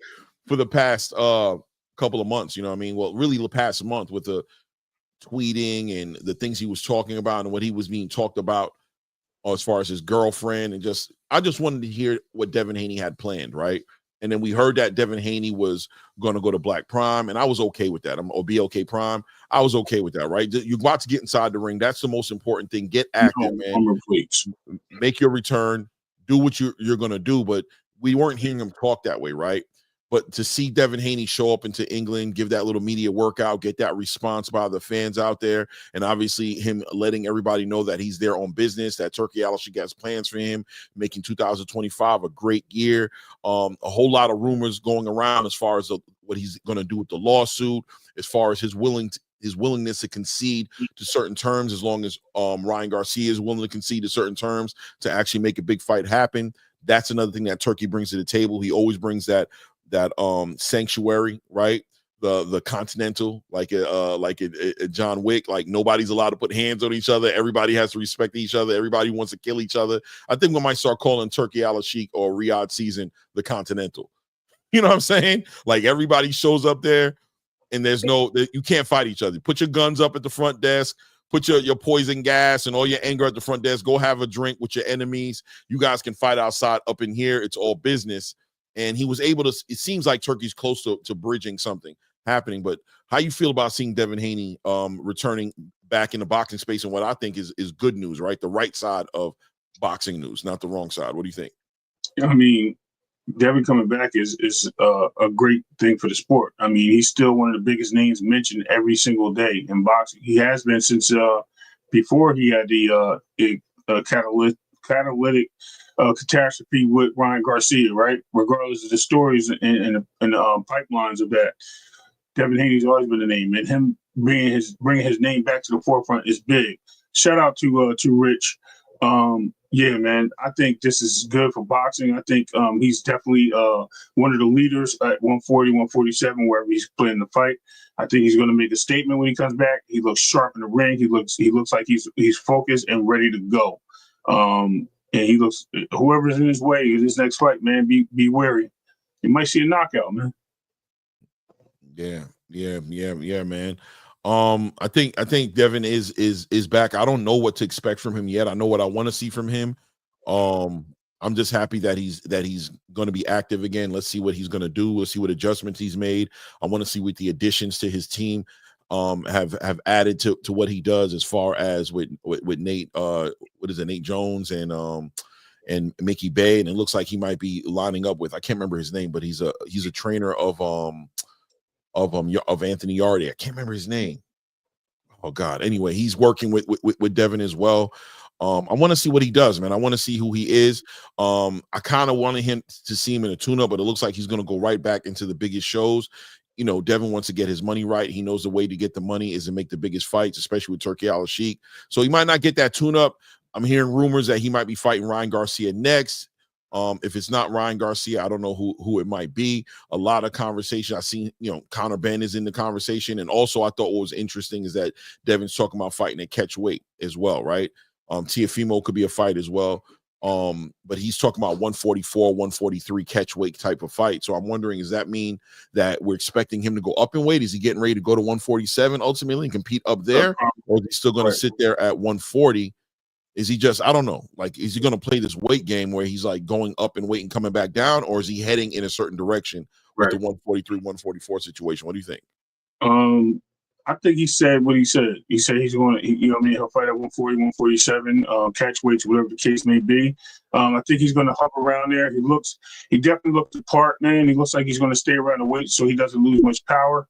And he's going to be able to come in on weight without looking like he was in a Thriller movie. So, I mean, that's what's up. Shout out to Carmen. She just dropped the name for you. Tundi Ajay was the trainer, I believe. That's correct. I just seen somebody say Tundi Ajay. So, in my opinion, but whatever. Shout out to Carmen Serene in the building. Shout out, Queen. And shout out, I think we had somebody else coming right before her. Let me see. Oh, of course, Phil, man. Phil in the building, man. Shout out to Phil. But yeah, man, it's good having them back. You know what I mean? On the positive end of the conversation. You know what I mean? Instead of just being trashed and talked about like he's the worst victim in the world. Shout out to Vic Seasons TV. Wepa. You know what Vic's I mean? in the building? Yeah, he there. Oh, salute, Vic. Yo, man. Vic don't be playing, bro. I watch this channel. He don't play, bro. He opinionated as hell. I love Vic, though. You know what I mean? But he don't be playing when he be saying stuff. That's what's up. Nah, man, I mess with Vic, man. I definitely mess with Vic. Yeah. You know what I mean? I don't mess with a lot of content creators in this space. I'll be honest with you, but Vic is. You know what I like about Vic? I even commented in one of his videos, right? Mm-hmm. Because I'm a Hanos clan member, bro. You know what I mean? But and he showed some love, man. He's like, I understand. Gotta give that man a round of applause, man. He stand up. Vic has his opinions, but they're all based around fights being made, and that's what it's all about, making great fights. People don't like the accountability sometimes. Mm-hmm. They don't like the idea of it. They want everybody to kind of like. Everybody just wants you to lay off their fighter no matter what. Right. They don't want to hear anything bad about their fighter. But, accountability is part of the game as boxing fans. What you want from boxing, you should push for. A closed mouth don't get fed in the space. And you got to respect somebody who can express that and articulate that in the best way and not be like just belligerently like, oh, you know what I mean? The things that we hear on a regular basis out here. Absolutely. So it definitely is what it is, man. But man, yeah, I agree with you, man. Great to see Devin Haney back on his fight mode, back on wanting to fight everybody, not caring. You know, as long as the money's right, Devin is ready to fight anybody. Now with Turki Alalshikh in the conversation, he eliminates a lot of that, of the politics of boxing, and he's allowing fighters to get the space to just be fighters. Who is it that you want to fight? Do you think you're the best? If you want to fight somebody to prove that you're the best, we can facilitate that here, and you don't got to pass on it because of money or because of A side, B side politics. Here's a space to where the best fighters in the world can figure out who's actually the best fighter in the world. I appreciate it. But look, it is what it is. Rumors going around right now that Haney supposedly dropped the lawsuit and Garcia is accepting VADA testing, right? And where am I getting that information here?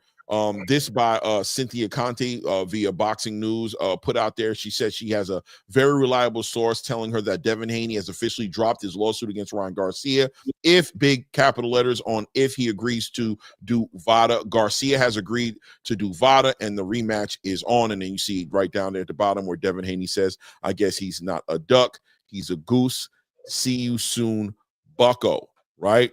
And so it seems like Devin Haney and Ryan Garcia, like I said, that Turki Alalshikh is bridging some sort of let's get a fight done type of situation where Bill Haney and Devin Haney may have been suing Ryan Garcia based off of money. I'll be honest with you, when it comes to that part of the business, I don't hang my hat on it too much. I acknowledge that it's part of the business, but I'm not here to help negotiate nobody's money. But I think one thing, like I said, Turki brings to the table is he removes that. And as fans, we don't have to worry about that getting in the way of fights happening. I bet you money Bill Haney and Devin Haney were more so into it for money more than anything. And if Turki sits there and says, okay, maybe you get $1 million, 1.5 million out of this lawsuit, but are you going to let that hold you up from getting 10, 15 million?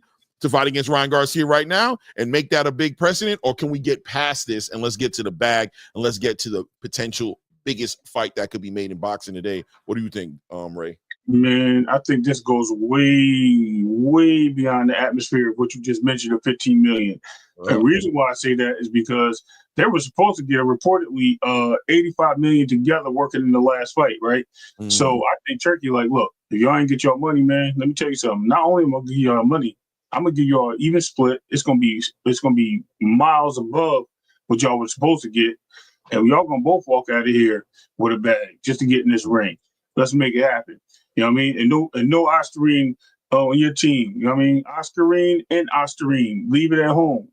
Yeah. I do think that 365 24/7 testing should be part of this. I think there's shade coming by Ryan Garcia's way with this whole testing situation. I know people want to say the whole picogram or nanogram. I don't know what the number was and how it was and what was effective and not effective. And I don't got time for that. I'm not a scientist, right? I've talked to some strength and conditioning coaches and people who understand the whole entire science behind it. And basically what I've gotten my understanding is that there's many ways to skin a cat in this situation. That presence of that substance in his system doesn't represent what was initially put in his system to get the results.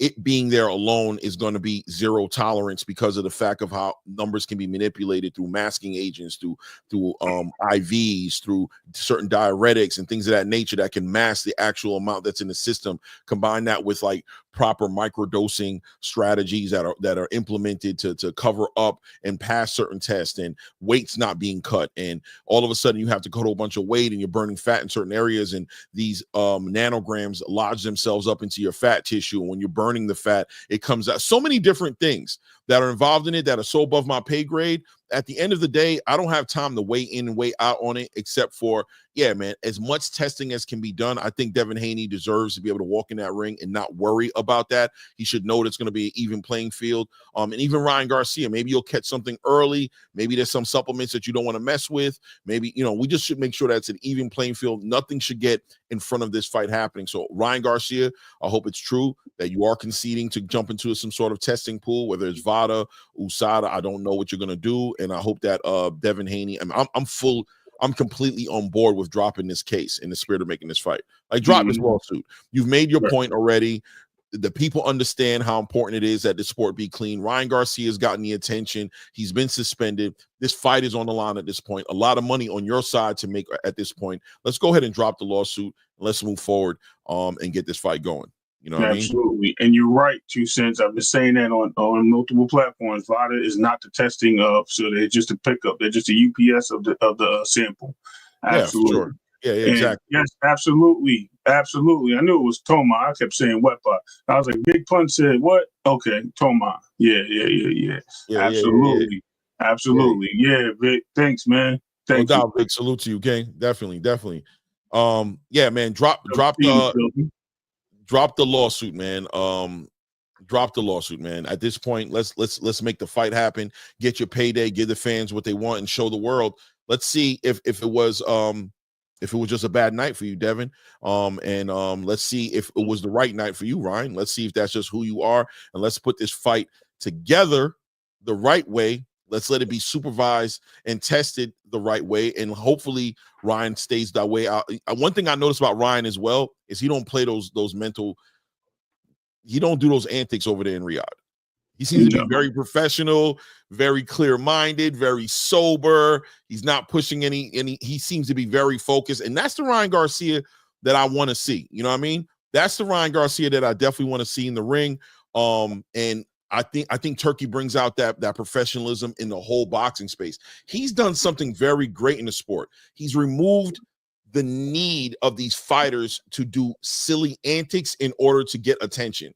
They don't have to do that with Turki Alalshikh. You know what I'm saying? Yeah, so when they go over there, even Teofimo was a bit different. He was a little cringy still, but he was a bit different when he got over there because you don't need to do that, right? You don't need to be the takeover over there. You just need to be the best fighter because the fights are going to get made. You're going to get the money you want. Just drop your best game the night in the ring. You know what I mean? It is Shout what out it is. to Jack Hernandez for the hundo. Sorry, Blue, I stole that from you, but Jackie for the love of the channel, Jackie. Shout out to Showbiz. We appreciate you, Jackie. Thanks a lot, man. I appreciate the love on the channel. That big $99 holla, man. That supports the channel in a great way. You know what I'm saying? When people show love like that, it really does support a lot of things that that we're trying to do with the channel and in the direction I want to go in with certain things. I appreciate that kind of love, man. Thank you, Jackie. Appreciate you. But yeah, man. So seeing Turki involved in it, we seem to be in hold on, I'm trying to pull this down right here and I can't do it. There we go. Boom. Ryan, how about in the headlock? No. You see Turki really doing a good job at bringing out the best of these fighters. I've seen the best Ryan Garcia as of late. Ever since he's been dealing with Turki and having conversations with Turki, and from what I understand, supposed to be becoming an ambassador of Riyadh season. I think that's really a real important part of what you see in Ryan Garcia right now. He understands the game's got to stop. You know what I mean? The crazy, wild things you're saying got to stop. Promote the fight. Push the fight. You know what I mean? Tell him you're going to knock him out. Tell him you're going to hit him with that left hook. Tell him he can't compete with you. Tell him, you know what I mean, that he's never been able to compete with you. Tell him he's pillow-fisted. Do all those things. But, you know, all the extra things that make us actually question the fight happening. You know what I'm saying? The things that actually make us wonder if the fight is actually going to happen, if you're not going to get pulled out because of meth. Don't do that. There's no reason to do that, man. Right. You know what I mean? So, right? So, yeah, man. So I double down and say, Devin, go ahead and drop the lawsuit, bro. Drop the damn lawsuit at this point. And Ryan, drop the act. Be a fighter. Be what you said you were going to be when you were a little kid and you were an amateur and you were fighting and all your ambition and things you said you were going to do in the sport. Do that. Get a belt. Be a champion. Be somebody to look up to by the children. Be, you know what I'm saying? Be a role model. Be all of those things that you can be. And we could just be fans and watch great boxing, man. What do you say? No, you 100%. That's what we need, man. We need people, like I said, it brings character and it brings professionalism to boxing, man. And that's what we really need. And Ryan's going to be Ryan, whether he does that or not. Right. You know what I mean? 100%. So moving the needle and continuing the conversation heading into Teofimo Lopez. It seems like Teofimo Lopez may have found some backing. Do you think this is where the confidence, like Teofimo Lopez over there in Riyadh season, next to, well, in England, sorry, right?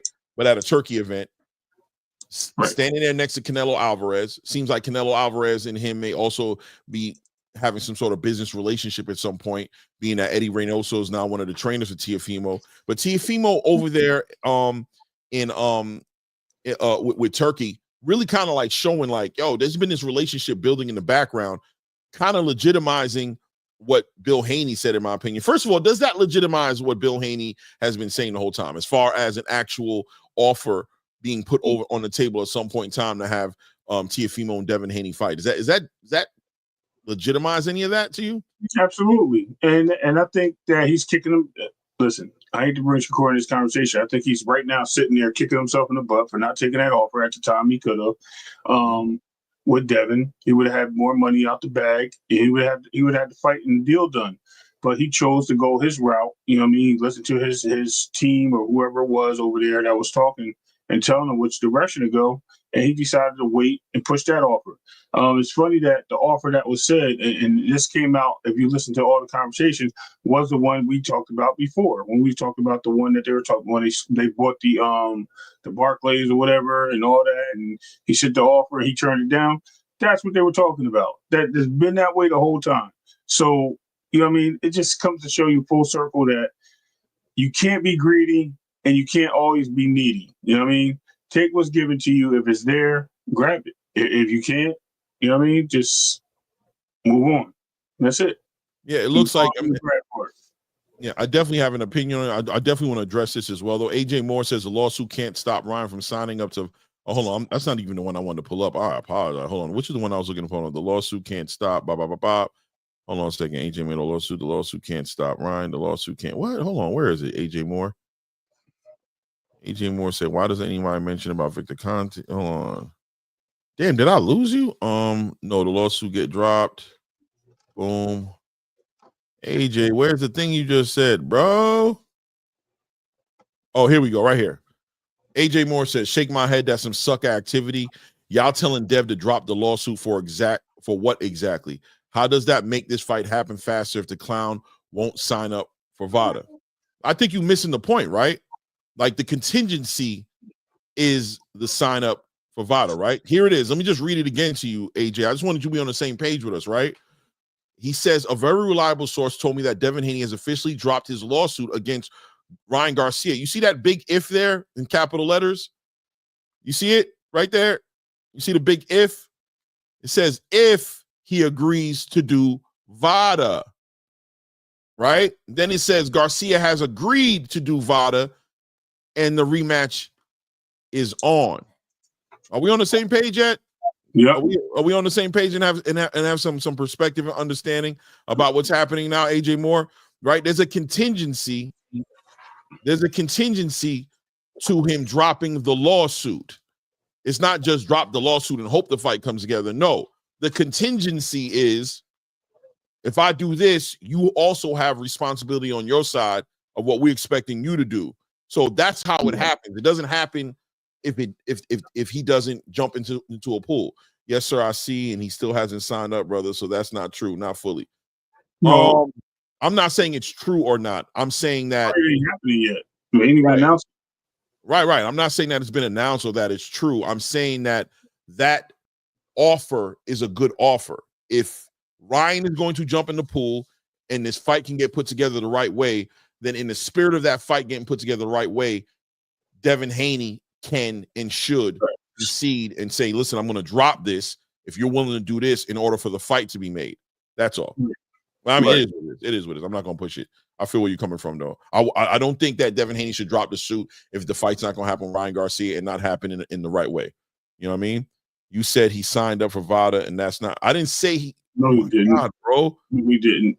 I'm reading something on here, AJ Moore. I'm reading what Cynthia Conte put on here, and I'm still not saying that is necessarily true, right? But I'm saying if this what I'm reading is true, drop the lawsuit. I didn't say he jumped into the VADA. I'm reading right with you. You see what's on there. I'm reading it. Clay. It is what it is. It clearly says, stay right there. Stay right there. It clearly says right after Ryan Garcia, if big word, if small 2 letters but big word, he agrees to VADA. If keyword. And then it says VADA. Garcia has agreed to do VADA, and the rematch is on. That's what she said. Right. But right? It says if. Anyway, it is what it is. It is what it is. I hope you don't go around telling people I told you that Ryan Garcia's in VADA. As much as I explained it there, I think at this point, if you go around telling people I said that, that's just what you're choosing to do. Anyway, that being said, I think Teofimo, I think his hands have been tied a little bit with this whole Bob Arum top rank situation, right? I believe that that Turkey had an offer on the table. I think with Bill Haney, there's a little bit of manipulation of information on both sides of the conversation, right? Whereas I'll give you an example. When Bill Haney said that there was an offer for Tank Davis to fight against Devin Haney with Turki Alalshikh, right? People were pushing the narrative that Turki Alalshikh made an official offer to Tank Davis, right? And that wasn't the case. We all know that he didn't make an official offer to Tank because the communication wasn't there. Tank responded and said, you don't even know who to call in order to make a fight with me. You can't make no fight with me. But I think what Bill was more so saying, and what Eddie Hearn was trying to communicate, that there is a deal that exists in order for this fight to happen that involves on paying Tank Davis, somewhere around $20 million guaranteed, basically saying if Tank opens up the communication, takes a phone call from Eddie Hearn, lets official people who can actually make the offer get into communication with him, that there's an opportunity there for him.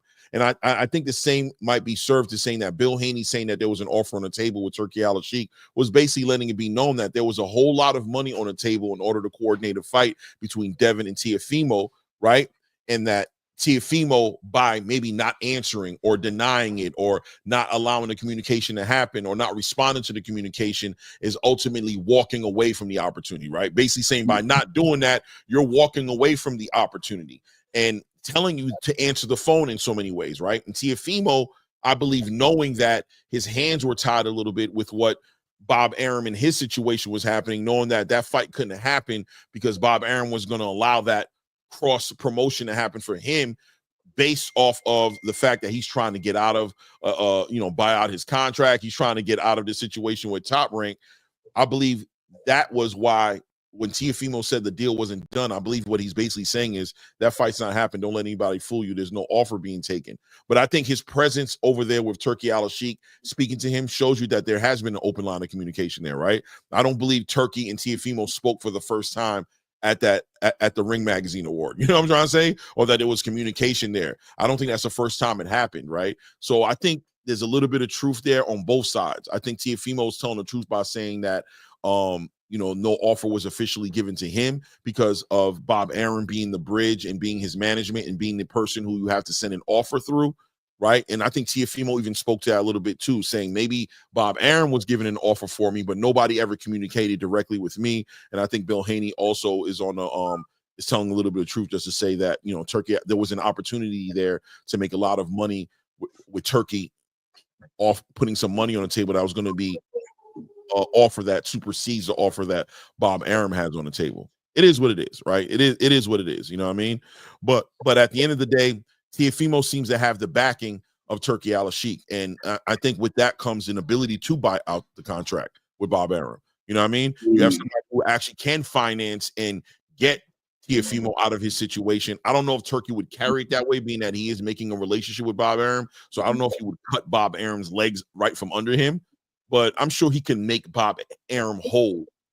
You know what I'm saying? Right. And make him okay with letting go of a fighter who's giving him a lot of headaches, who won't fight, who's turning down fights with Subriel Matias, who's turning down other fights and holding out and calling out Terrence Crawford, calling out John Boutennis, calling out people that he doesn't want to, make fights with. Right. He's got to be a pain in the ass after a while. So if you can relieve me of this pain in my ass by making me whole and giving me a good amount of money to release him, I'll be interested in chopping up with you. What do you think about that? I mean, it's cool to get him out of this conversation. I get that, but I'm with Boxing Source. He doesn't need a bailout. Shout out to Brooklyn. Your boy, hold on, what's your boy? Right hand down in Brooklyn. I don't know why I couldn't get that, but anyway, Yeah, man. Just to say, man, like he doesn't deserve it. I don't think he did anything to really deserve it. But I understand also where sometimes you feel that you've been tied down and you did everything that your boss wanted you to do at work. You know what I mean? To try to make management, and they keep promoting other people, and you just looking like, yo, what do I got to do to get you to acknowledge me of doing a great job? Matter of fact, let me see something. Hey, y'all hiring over here, same company, this and that. Well, I was saying, sorry, same type of business, and you just go to a different company.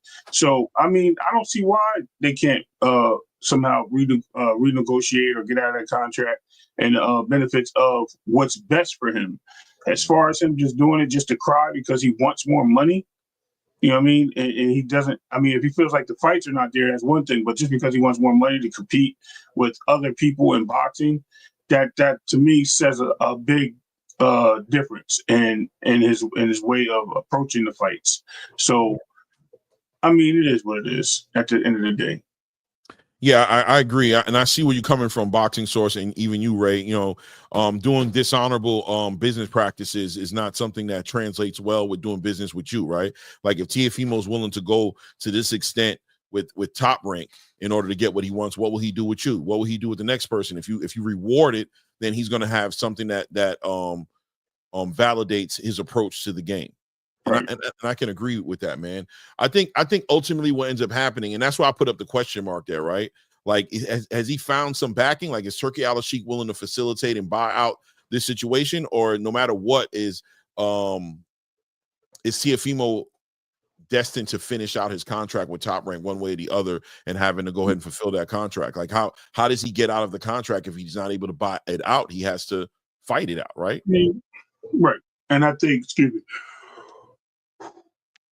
My bad. I think Tio ends up with Oscar. I think that's something that's been ongoing for a long time, and I think Oscar is willing to find a way to get Tio over there without having to do a buyout. Maybe some type of money, you know what I mean, in exchange, but also some type of deal. You know what I mean? Maybe you'll grab a fighter from him or something, you know, a prospect or something that may benefit, almost like a trade. You know what I mean? So things like that happen in the sport. A lot of people don't believe in trades in boxing, but they do happen across promotion, as long as the parties are willing to do so. Yeah, it's, to me, it doesn't make sense. I mean, sometimes the you see how Turkey got in the middle of Oscar and Floyd Schofield. You know what I mean? Just in that alone. So, I mean, things can happen on that end too. He may not have to leave Top Rank for this to happen. It may just be, hey, we want him to fight this guy, and this is what we're putting on the table. We want to see him in big fights, and this is what he's calling for. Let's get him in the ring. That is enough for Turkey to be motivated to help Tio move in the right direction. You know what I mean? If he's just blowing smoke up the tree, barking at the tree, and the tree ain't moving, then that's different. But if he's barking at the tree and it starts blowing, wind blowing, whatever, let me say the right words here, pause. And, you know what I mean? The leaves start flowing with the barks, and guess what? He doing the right thing. So let's see what happens. Yeah. I think it's gonna be interesting to see how this plays out. I think also what's very realistic is that Turkey will just work with Bob Arum and Teofimo, right? And just Teofimo still be over there, but still get some opportunities to make some bigger fights. I don't know. It's gonna be interesting to see, especially when it comes to these title unifications and fighting for championships, because the way Bob Arum kind of has it ironed out is that if you get a champion, if I promote you and put you in a championship fight and you win, it expands on your contract. So it seems like Tio's very conscious and aware of that. And if you are trying to get out of a deal, like you see how Ryan Garcia, a lot of people say the reason Ryan Garcia doing all this catchweight stuff and not fighting for belts and et cetera is just because he's not trying to prolong the relationship with him and Oscar. Rumors, of course, you know what I mean? That's why he's sitting there fighting all these catchweight fights. It is what it is. Also, it could be the money. You know what I mean? We really don't know. Right. It is what it is, right? Moving the needle, Canelo, David Benavidez. Did you get a chance to see David Benavidez's workout video and everything he was doing? Man, he's doing the same thing he always does. Like I said, I don't see no different what David does. David, he perfected the way he fights and how he trains, right?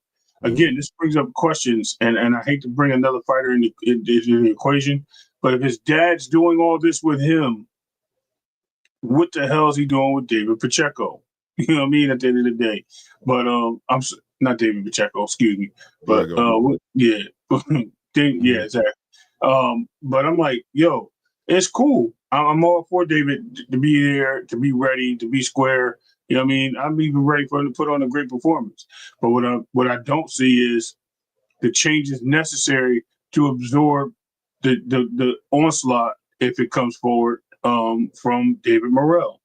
You can practice all you want, right? You can practice 1,000 jump shots. Eventually, you'll get better at the jump shot because you'll find your jump shot, right? You'll find the right trigger point and all that. Whereas if you already know your jump shot and you already have a good jump shot, you're not going to improve on it. And I don't see David improving on something he already has, which is a great boxing ability and punch output. But I mean, the only thing he can do is work on the feet, bro. I'm telling you, the footwork is where it's at. Yeah, If he didn't he don't get that footwork right, it's a long night. I like what I saw personally. And the reason what I did like about it was I didn't see any adjustments made there where I'm like, oh, what's David Morrell going to do with that? But you know, the workout was intense. You see how serious he's being. He's in shape. Also, the dad bod is going away. Like, you know what I'm saying? He's working out. You can see him getting in shape. I like his son being in the background. You heard his son in the background, man. You know, David's throwing punches, and then you hear the kid, like throwing punches in the background. And the reason I like it is because the motivation is there, right? He's got his whole family around him, and everybody is focusing on their energy on making David Benavidez the best version of himself. He has a full support of his family, man. That makes a big difference in this. And I think he understands what's on the line. The intensity is there. He understands the challenge that's in front of him in David Morrell. He's acknowledged he's understand the threat of the power that David Morrell is bringing to the table just by how much he's emphasized on the testing being correct. He understands how powerful David Morrell is in the actual challenge that's in front of him. I think his mindset is in the right place, man. He was looking sharp in there. The shots that he's throwing, like you said, he looked like the David Benavidez that we're expecting to see. But that's a good thing, right? Because the guy got him to the party. You know how Mike Tyson saying, you know what I'm saying? You don't want him changing. You don't want to see him acknowledging the threat by making actual changes to his own approach to the sport, because what he does and what got him there should be what gets him to where he needs to be. He needs to make sure this version of himself is the tried true version. So he's gonna look the way he's supposed to look. And that's a good thing. Him not making the adjustments, him not making adjustments you can just see, like him just working on not getting hit. All of a sudden you see him on his back foot in training. He's working on his footwork to get out the way. And that might look adorable off the surface level of saying, yeah, man, you better acknowledge that. But that's also a brand new version of him that we're not used to seeing. So, you know, I didn't want to see that from him, right? I saw confidence and I saw him doubling down on what got for a great fight. Right. We don't want to see Jose Benavidez with a broom smacking him and making him spin around in the ring, right? Right, exactly. You don't want him all of a sudden becoming super conscious about getting hit to the point to where you see him getting fancy and dancing all around the ring, and all of a sudden you see him doing the Muhammad Ali shuffle and floating like a butterfly and stinging like a bee. It's gonna be like, oh, that's adorable, but I think that's gonna get you in a little trouble, brother, because you ain't been doing that long enough to say that you have that master.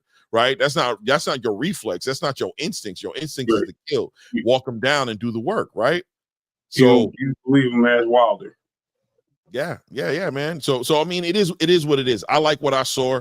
I love what he was saying about the PD usage. He said that, listen, man, I don't care either way. He says whether he's on performance enhancement drugs or not, I'm gonna beat the ish out of him.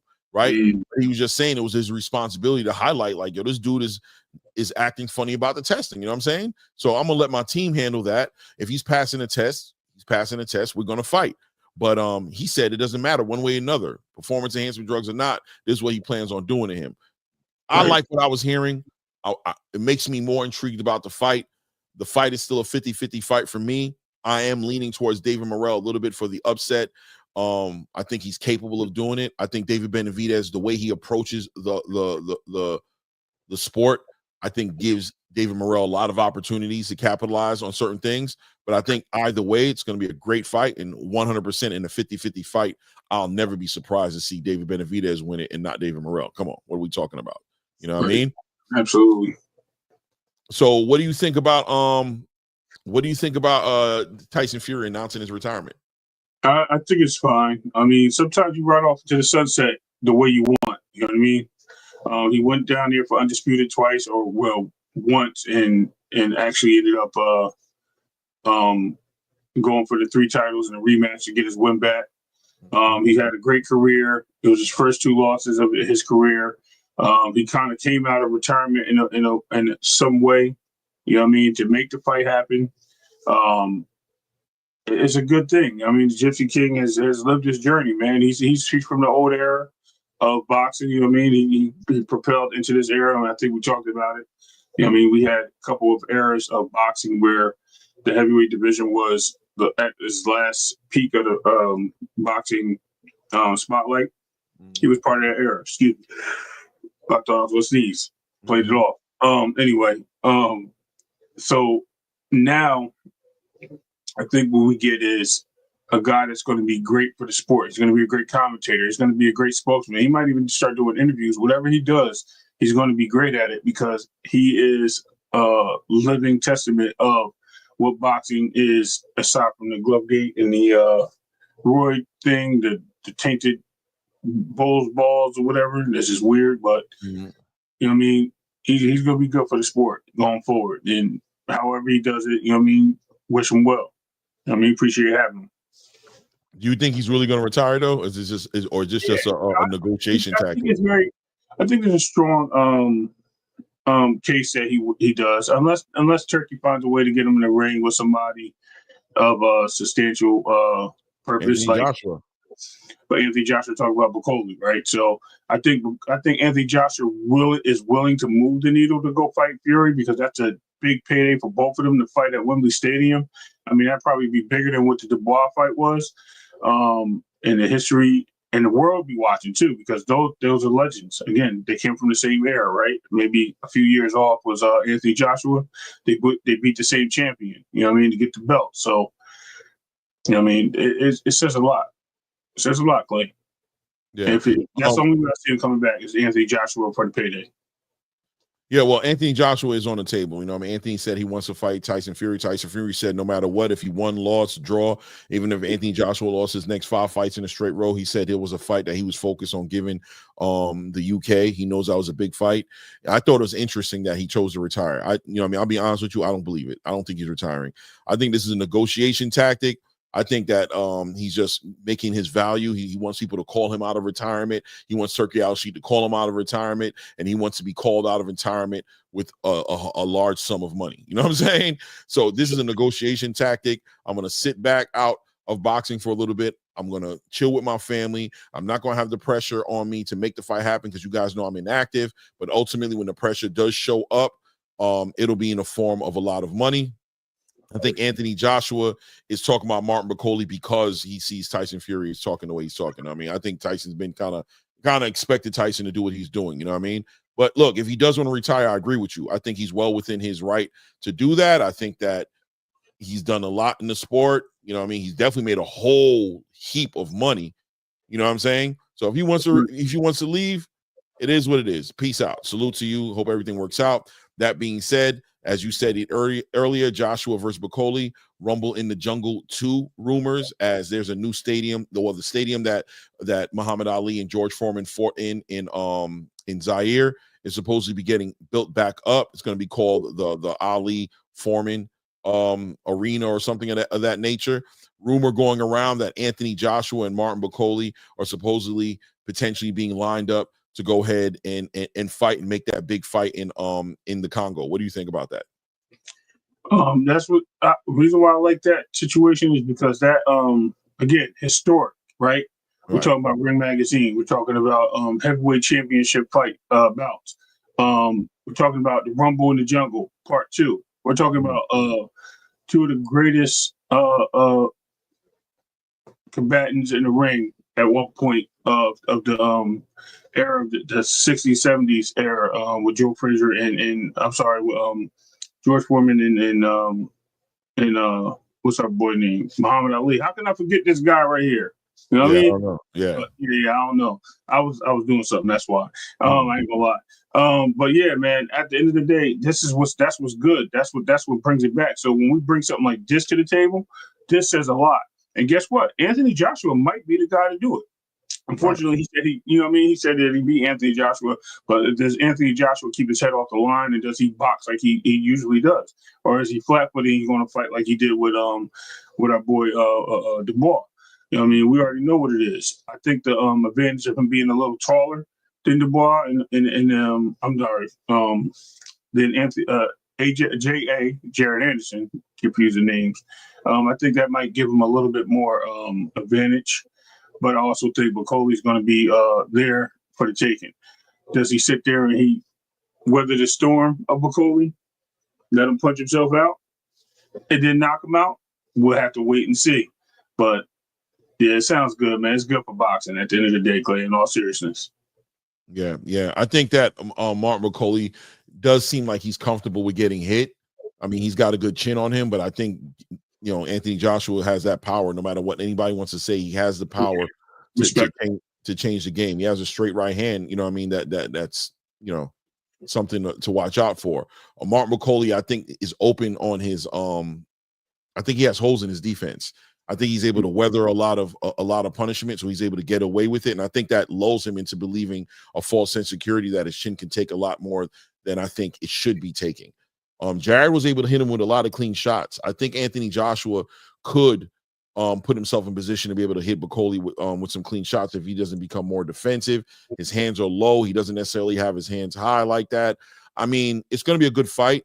I would pick Martin Bucoli to win the fight. I'm not going to lie. But I think Anthony Joshua is in this fight a lot more than what people think he would be in this fight. I think the fight would be great, man. But once again, international boxing. Fighting out in Africa, there's a lot of talent out in Africa. You get a card like that, you would think that on the undercard it'd be represented with a lot of up-and-coming African fighters. I think there's a lot of opportunity there for that to happen, especially in a new stadium that's built out in Africa. We can make that an actual,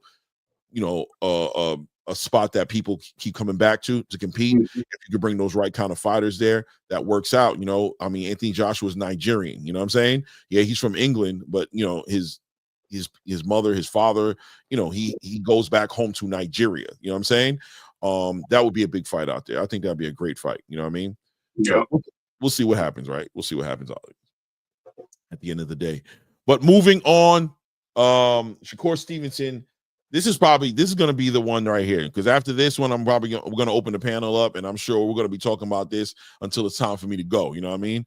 Look, Shakur Stevenson gets asked a question at the Ring Magazine Awards, right? And he gets presented with a question about what he's going to do with his career.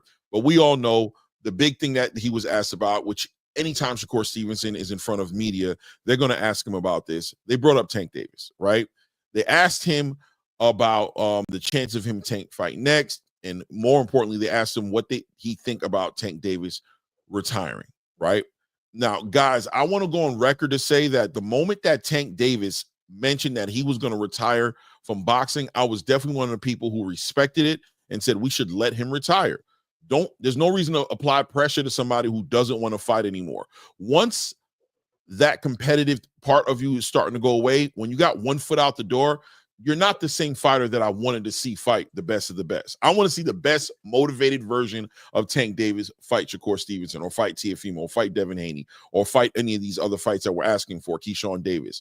I don't want to see some guy who's on his way out the door just collecting money for his last year in the sport. So that's where I stood on it. But look, Shakur Stevenson responded. I would put up the video, but I don't feel like getting no copyright strikes, being that it was DAZN, and DAZN don't play with their footage. But basically he said, listen, man, if he wants to retire, salute, go ahead and retire. He said he thought it was soft of Tank to do that. And I think he was speaking towards the idea that Tank would even entertain retiring from the sport without fighting him or other fighters on that same level as him. And he said at the end of the day, he's not into chasing guys around. He's not going to chase Tank around. If Tank wants to make the fight, he's available. He's looking forward to fight Tank if Tank wants to make the fight. But basically just saying that at the end of the day, I think another thing that might have rubbed a lot of Tank fans in the wrong way was him basically saying he doesn't need to fight Tank, that he's going to be just fine without fighting Tank. What do you think about this statement? What do you think about what he said? Bold statement. Shakur just went Super Saiyan on y'all and punked Frieza in the corner, bro. You know what I mean? I don't know if y'all watch Dragon Ball Z, but Shakur just did a Goku versus Frieza out there, man. He just punked him. You know what I mean? He's like, yo, man, listen, little man, I don't care what you got to say. You be talking a lot. I wanted to get this fight in. You said you wanted to get it in. Then you tell me you didn't want to fight me and I'm nobody. Guess what? Man, I ain't nobody then. I'm moving forward. I'm moving on. Thank you very much. Thanks for coming. Enjoy your way home. You know what I mean? Drive safe. And I think Shakur did the right thing at the end of the day. And this is no slight on Tank. I'm just having fun with the character references. But at the end of the day, Shakur saying what he wanted saying what he said was saying what he wanted. He wants to fight. But if the fight's not going to happen, I'm not going to waste my time pursuing something that's going to lead me to chasing something where I have opportunity somewhere else. I'm not going to go down the street for one house when I have a whole floozy of houses over here that I can buy instead of just buying that one house on that dead-end street that nobody comes and sees. So I get what he's saying. I mean, yes, that's the house I want, but again, look at the scenery. It's got nothing but a forest behind it, and I can't see the trees from it. But over here, I can see everything. I got some meadows, I got some valleys, I got a cityscapes, you know what I mean? Some landscapes, the beach. I can see the beach. Damn, I can see everything over here.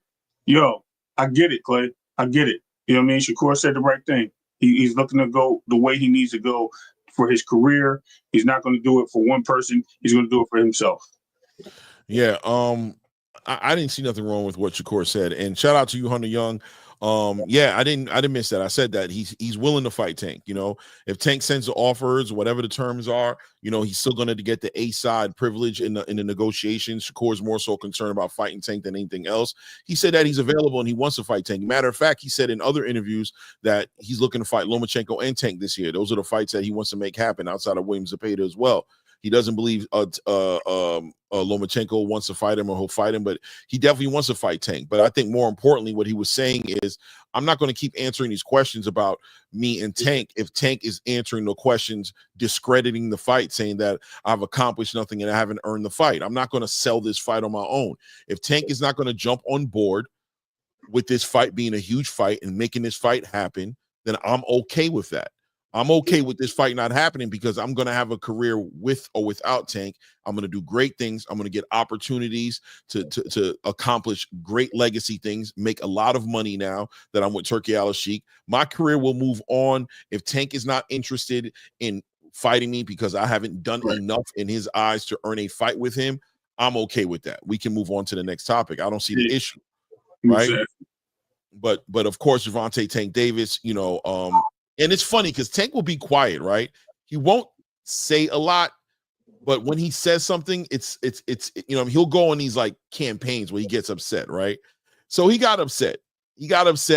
Or at least it seems like he expressed some frustration with the idea of what a Ring Magazine was doing with the awards, and you know, he didn't get invited, obviously, or he turned down the invite. I don't know, but he seemed to have a whole issue with it, throwing shots at the whole entire situation as far as the fighters being over there, making everything about money, which I thought was hilarious because Tank has always made everything about money. He sat there and literally in his most recent press conference said that he's here for money, that he's here for the prize. He doesn't care about legacy. He's here to take care of his family. But meanwhile, he sees other fighters go over to Riyadh season or to Turkey over there, and they're working out deals to make money. And he's saying they let money drive them, you know what I mean? They'll do anything for money, et cetera, et cetera, et cetera. I mean, I thought it was interesting, to say the least, that he would take that angle or even speak on it.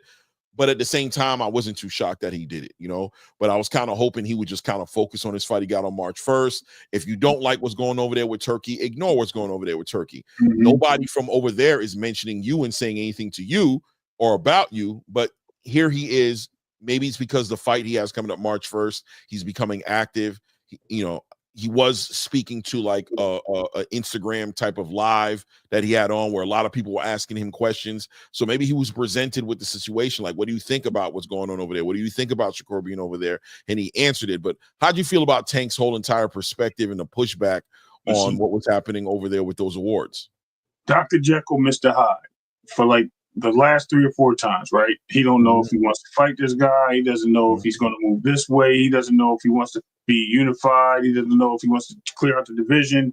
He doesn't know if he wants the bag. He doesn't know if they want the bag. All I know is we don't know what we're going to get out of Tank. And when you sit there and in my opinion, get upset and make it so boisterous about something, I've been there before, Clay. I've been there. I was a child once, and I'm not calling Tank a child. Please forgive me for saying what I'm about to say, but I was a child once. And I know when you're a spoiled child, right, and you're not getting your way, and he's a spoiled grown man and not getting his way, he's frustrated with a lot of things, not just Turki Alalshikh, and not just seeing his fellow boxers getting treated a certain way.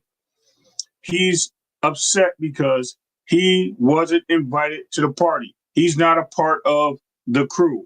He's feeling left out. But guess what? He put himself there. When he said he wanted 2 Ferraris, now there's 3. Guess what? Here's your 3 Ferraris. Sit your ass at home. Everybody else come over here. And that's exactly what he did to him. And I don't think he liked that. You know what I mean? To see his fellow boxers, all the people that was the 4 horsemen over there, all chilling. Matter of fact, on some respect thing, you know what I mean? Where here we go with the disrespect at home. Here we go with the situation where I got to be the baddest man. I got to steal the thunder from something that was such a great thing for the sport. It's about me, GTD. Why is it about me? Because I got to be the guy to say something. I got to be the guy to put my name out there, and I got to be on top. But I'm not on top because this guy's obviously stealing my thunder, and he's doing it with everybody else and all my constituents out there in boxing.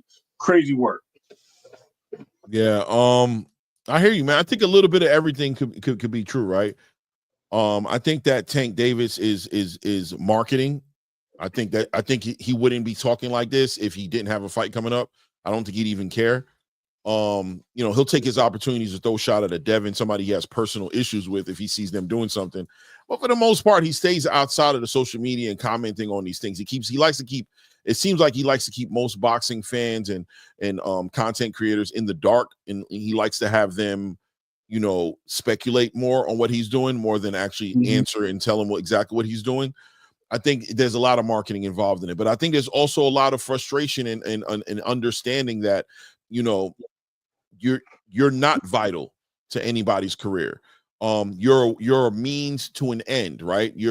Yes, you are making a fight with you makes a lot of money, but there is a certain point to where everybody has to start to accept the reality of their own situation. And if fighting you is not in the stars, if you're discrediting an opportunity for us to fight, and you're making this thing not real for me, then it's fair for me to say I'm okay with that at this point and you're going to see me make plans to move with my career with or without you.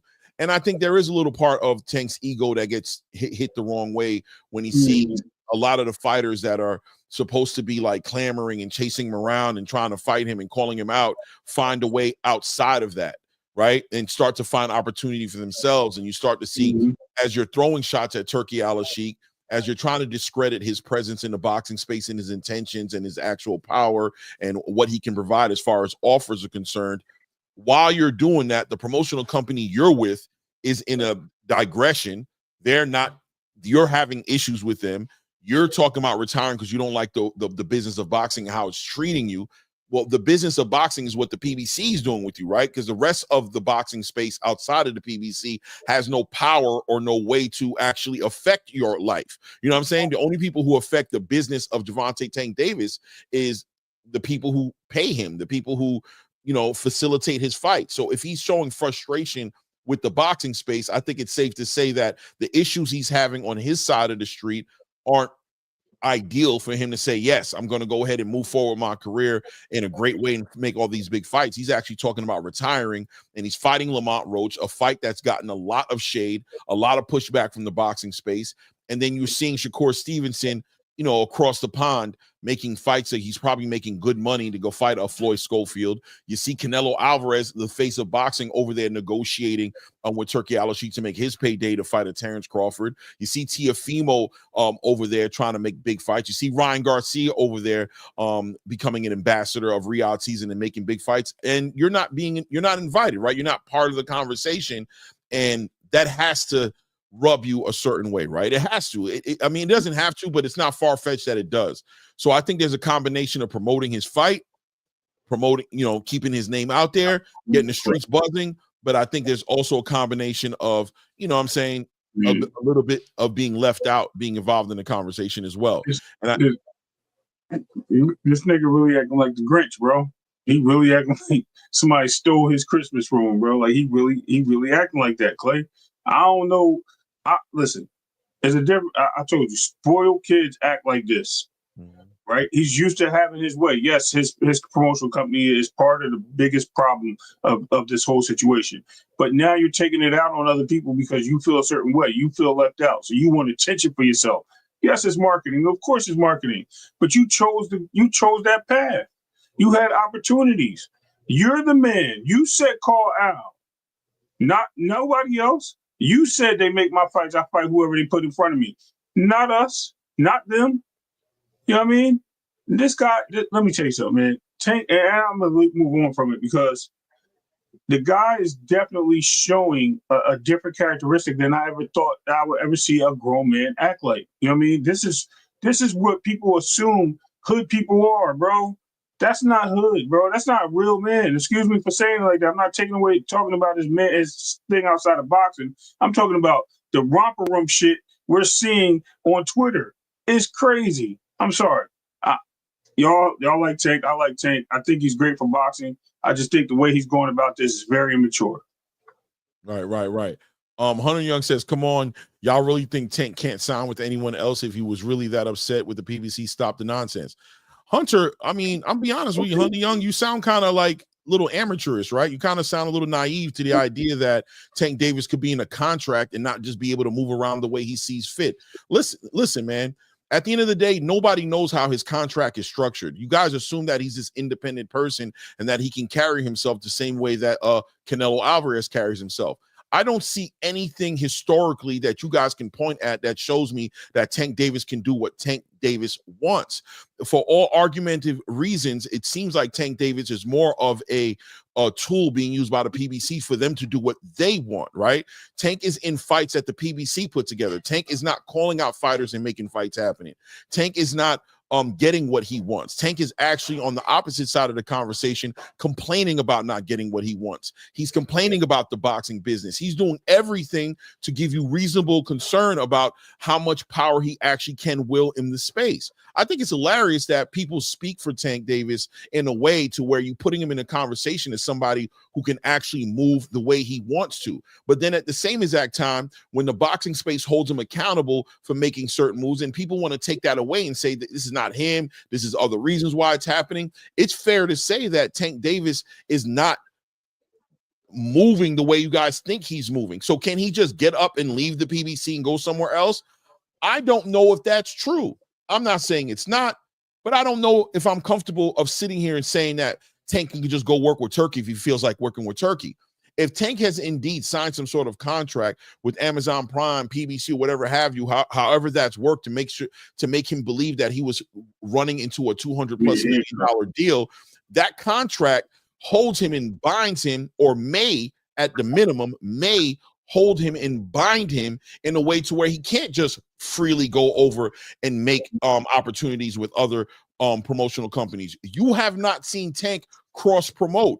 You haven't seen Tank. The one thing that everybody always says about Tank, you see Shakur Stevenson go to Matchroom. Oh, that was the biggest sin in the world. Why? Because now, literally, by Shakur doing that, he's made it impossible for Tank to fight him. This is what you guys were saying as fans, right? So how much power is this man actually wielding in the boxing space? I promise you, Canelo Alvarez couldn't give a damn where you went. If he wants to fight you, he's going to fight you. He's going to force the cross promotion because he's worth so much money. He moves the needle in a way to where you're going to see Matchroom and Golden Boy work together.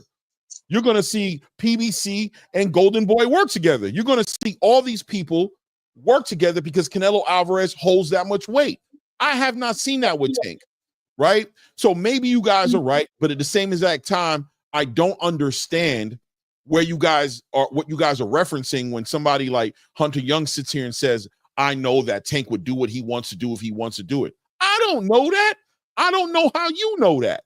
I don't see anything in the past history of the way Tank moves for me to say that Tank's out here dictating any type of real fights being put together. The PBC has.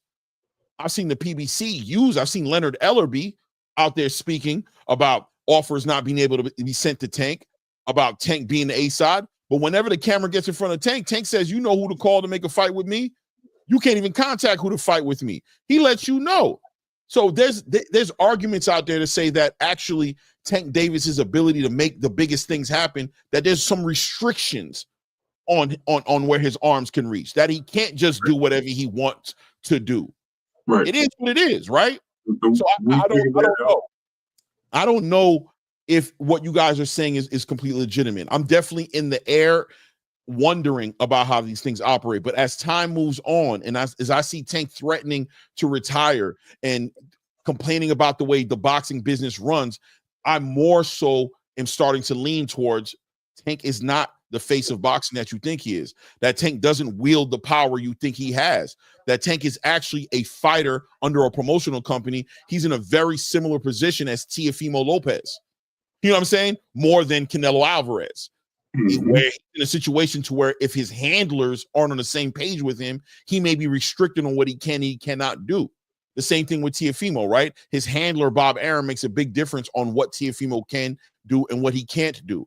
It's not hating on Tank, but I think there's some reality, and I think there's some delusion amongst the people who call themselves a quote-unquote fans of Tank Davis, to where they feel like they're going to disregard all the obvious things that are written on the wall, and they're going to start sticking in all these things that don't even add up to what we're actually seeing happening with Tank Davis. You know what I mean? I mean, I don't want to piss nobody off. You know what I mean? It is what you got. They're pissed off already. Let me see what they say. Laurent says Clay hold him accountable for the career he wants and have expressed on numerous occasions. Okay, I'm cool with that, man. I'm cool with that, man. So y'all know Tank y'all know how Tank feels in his thinking, but I can't say what I said. Hunter, I didn't tell you can't say whatever you want to say. You can say whatever you want to say. I'm responding to what you said for sure. I'm pushing back at what you said, but there's no restriction on what you're saying. It's America, and on my channel, you could express your opinion, your opinions as you see fit. I think a lot of times when I hear statements like that, Hunter Young, it's a rejection on my freedom and my right to respond to what you said, right? So what I said, I shouldn't have said, right? Because what I've said has somehow thrown shade on what you said, and I don't think it's about me restricting what you're saying. I think it'd be a better world for a lot of you guys if I didn't say what I said, right? I think that's more than likely, you know what I'm saying, what a statement like that represents. But there's definitely no issues for what you said. I don't know how Tank feels. And you can feel the way you want to feel, right? I know how he feels. He said he had a list, and that list ain't been touched, looked at, thrown away, whatever you want to call it, because the PBC won't give him that list. So he's sitting right where he is, doing his homework at that kitchen table and acknowledging what they want him to do. Sit your ass down and do what we say. That's it. End of story. Yeah, Hunter Young, right? So that's an interesting statement that you're putting there, right? You know what I mean? That you're saying that we're speaking for him, right? But here's you, right? This is you. This is you right here, Hunter. Come on. Y'all really think Tank can't sign with anyone else if he was really that upset with the PBC? Stop the nonsense. Now, here you are speaking on what Tank can and can't do, right? You're saying basically that if he wanted to leave the PBC, he would have just did it, right? I think you're speaking for Tank. I don't think none of us are speaking for Tank. What I'm saying is that everything is on the table. That everything is on the table. That Tank can be restricted in just as many ways as you think he's free, and that him going over to work with Turki Alalshikh doesn't necessarily have to be him being able to and choosing not to, as much as it is you don't know what the contracts and the contingencies in his contracts are as far as working with somebody else outside of PBC. You don't know. You don't know. You know what I mean? It is what it is. You know what I mean? It is what it is, right? So look, Terrence Crawford is trolling Gervonta Tank Davis, right? Amidst no invite, Terrence Crawford gets online, right? And he says something very simple. He says, I see somebody mad they wasn't invited to the Ring Magazine Gala, right? Puts a little couple of laughing emojis behind it. And, you know, he pokes a little bit at Tank, a little bit. You know, Tank Terrence is never scared to poke at you a little bit. And he basically saying, listen, man, I see you expressing a lot of animosity towards this whole entire gathering of the best fighters in the game, the biggest champions, the undisputed champions, the unified champions, the Hall of Famers like Roberto Duran and things of that nature. And now you want to go ahead and throw shots at everybody, the Lennox Lewises, all the legends that were there, the Teddy Atlases, and say that they're all a bunch of nut huggers because you're not there. And at the same time, complain and say, why wasn't everybody invited? Well, what are you questioning your invitation, you know what I'm saying, to something that you don't even care about going to? Why are you even commenting on it? Right? What do you think about Terrence Crawford's handling of that, or just Devontae's point of view on the way that the exchange happened? I just love the part that he broke down that he ain't got no issues with the law, he ain't got no problems with his house, he ain't got no problems with the IRS. He got all this money and he living with his money. And on top of that, Clay, he said, I make more money than you, and I'm making more money than you in my next fight. So he threw shade at Tank, bro. What do I like about it? I like the point that Tank has been the guy that all the fan base has been talking about. And it's not just us. Not just his fans. It's been us too in boxing, saying that, he bring the fight, bring the money to the table, right? We've all said that. But Terrence just shutting that down. But like, look, man, I just made $20 million with this dude, Earl. Then I made probably about $10 million with Avanesian. I made about another 15 with Imaginable. And I'm about to make $50 million with Canelo. What are you talking about? So him saying that says a lot, bro. And it's funny that he says that, man. Throwing the shade at him. I mean, it's just going to get spicy. We'll see what happens. Hopefully it just lasts for a little bit. But at the end of the day, salute Ryan Frazier. What's going on? Boxing Talk Up North. Shout out to Boxing Talk Up North, Ryan Frazier in the building. I think, this whole conversation with Terrence and him is going to go a long way. And you know what? It's about time somebody really got in the bully's face and really pushed him back. And I think this is fun. And yes, I did say Tank was a bully because he's been bullying everybody with his tweets and deletes. Everybody knows this. But now, fired. You know what I mean? Somebody put it back down. I'm okay with that. I thought it was funny. I'm down for the humor. I'm down for it. I think it was awesome. I think it was hilarious. You know what I'm saying? And I do think Tank his underwear is bunched up a little bit. I think he's a little bit annoyed. I think there's a lot of things that's been frustrating Tank about this boxing industry, about his business, the way he thinks it should be going. I don't think it is going that way. I think he's done more than express his disenchantment with the way his career is being handled in comparison to his peer, which is Canelo Alvarez, right? The other face of boxing. I think there's a clear, distinct line being drawn in the sand. There's a difference between Canelo Alvarez's version of face of boxing and Tank Davis's version of face of boxing. I think Tank was sold a whole lot of face of boxing accolades. And I think when it came time for the PBC to treat him that way, when it came time for him to cash out and use that credit card that said face of boxing on it, that he was getting a whole lot of declines. You know what I'm saying? In the stores that he thought he was going to accept it in. And I think he's dealing with it however he can deal with it, man. I think you got to fight with Lamont Roach March 1st. Obviously, you'd hope that it's his focus. He looks great in the gym. I've seen some videos of him looking real sharp. But look, the business of boxing is going in a certain direction with or without you. It's heading in that direction. I think Tank's being affected a little bit about it. Paul Malignaggi also weighed in a little bit on Tank Davis's career in that interview with the Boxing Voice. He even weighed in on it. You know, Paulie's not somebody who's ever been short on words. Salute to Jay Boxing. Salute to Michael James, 616 in the building. Armor Plate. Salute, King. Peace to you. I didn't get a chance to say salute to you, man. Salute to Ross Clott as well. Ryan Frazier, Mr. Big Play Bray, all the people who I didn't fly frequency, the people who I didn't see earlier in the show when I did the shout outs. Good to see you guys in the building. But Paulie weighed in on the Tank Davis career so far. You know, Paulie's never been a guy who's been shy on words. He's not going to give you accolades if you didn't earn it. And he just said, listen, man, they asked him what he thought about what Shakur Stevenson said. And he basically said, listen, man, he's got a point. He said Tank retiring before fighting certain fights at this point is laughable. He says it's laughable. He says if Tank doesn't make these big fights, it's going to be a damn shame. And it's laughable at this point to consider him one of those greats or consider him, you know, what people want to give him the accolades of being. And if he doesn't fight the fights that the fans want, if he doesn't fight the big fights that the fans and everybody knows are supposed to happen. Let's not be delusional, because I'm sure we'll have somebody in here who's going to say, oh, you want Tank to fight everybody? No, we're saying at least make the attempt to make some of the biggest fights happen. What do you think about what Paulie's saying about it being laughable if he retires without making these fights happen? Listen, I think it is very laughable. I'm going to tell you what it reminds me of. If he doesn't fight any of these guys, I'm just going to say he's an exhibition fighter. He just fought for money. He didn't fight for accolades. He didn't fight to be the champ. He didn't fight to be the best. He fought just to be on stage and just to say that he beat somebody. You know what I mean? For money. And that's what it comes down to. And that's what an exhibition fighter does, right? So we just can call him the same thing that we would call Jake Paul, anything we would call anybody else. I don't even know if these fighters stage at this point. I can really throw that out there. Not trying to be funny, because it seems like they're just picking who they want to pick, and he gets in the ring with them. He knocks their block off, and people want to give him accolades. Yo, he the baddest thing since Ali. He the baddest thing since sliced bread. Man, he better than the shoelace being invented.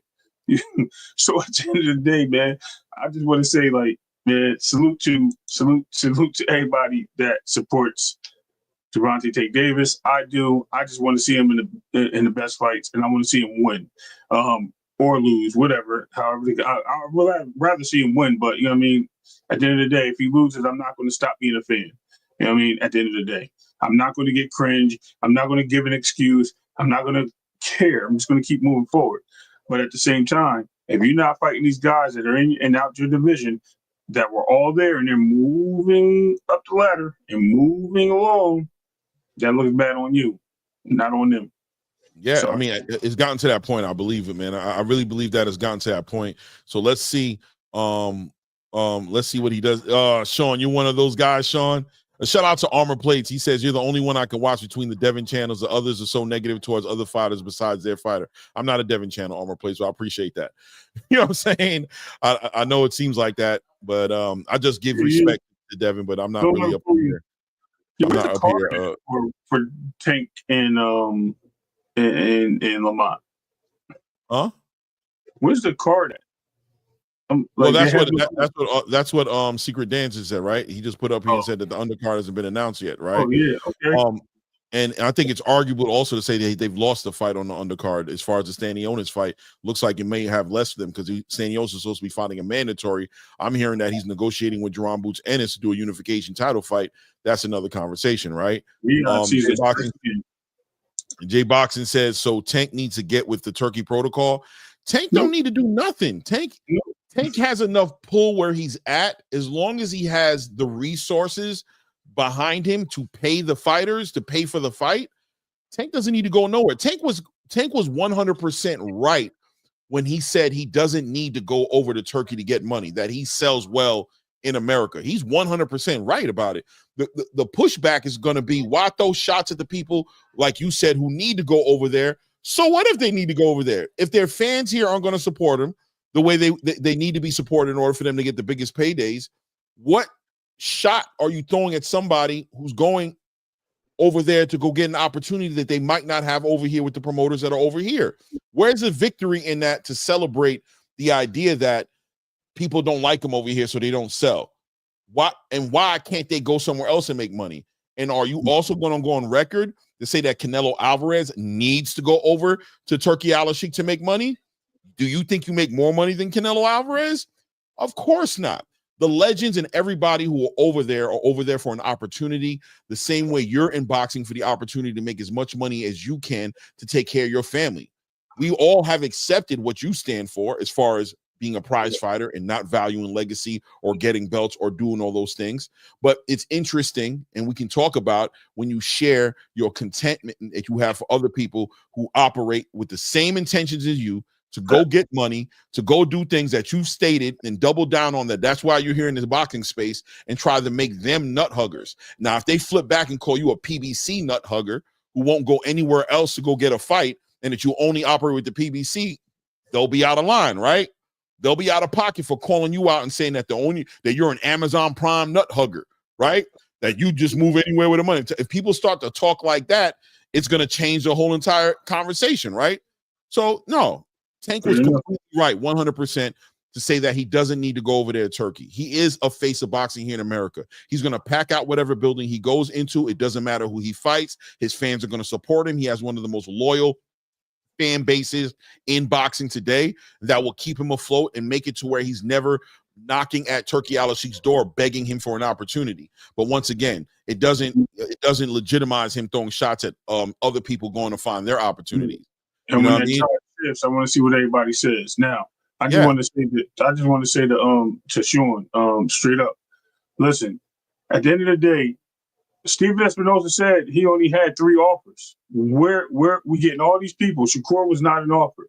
Ryo was not an offer. De Los Santos was not an offer. So we're still trying to figure out who the third offer was. So all I know is Loma, and he said Lamont Roach, and he was the third offer. That's what Espinosa said. But everybody forgets that part when he said it in that interview. Everybody thinks that he made all these offers to these other fighters, and they said no. No one said no. We're not ignoring the fact that Tank wanted to fight people or however it was, and his team reached out. They didn't reach out hard enough, in order to make these fights, because they would have had these fights. But at the end of the day, you can't wait. I mean, call the kettle black and think it's okay. I mean, you can't wait to the last minute and think you're going to fight these guys. Ryo is now the champion. He wasn't a champion. When he had the opportunity to fight you, you took Frank Martin. Because last I know, he fought a title eliminator, right? But he didn't fight him. He had to move up to fight for the title. Shakur said, no, throw me in, coach, tag me in. And the coach said, no, you're not the payday. We're going after somebody that brings the country with him. So therefore, Shakur said, I'm not waiting until March to fight Tank. He wants to fight. He ain't fight me now, then I'm moving on, right? Loma has his own issues. Apparently, it's a back for his family, whatever the case may be. That's on him. I don't care about that part. That was a legitimate offer. As far as Lamont Roach, salute to Lamont Roach for getting that fight. I'm cool with that. But at the end of the day, we're not going to sit here and act like Tank is going after this list that he has.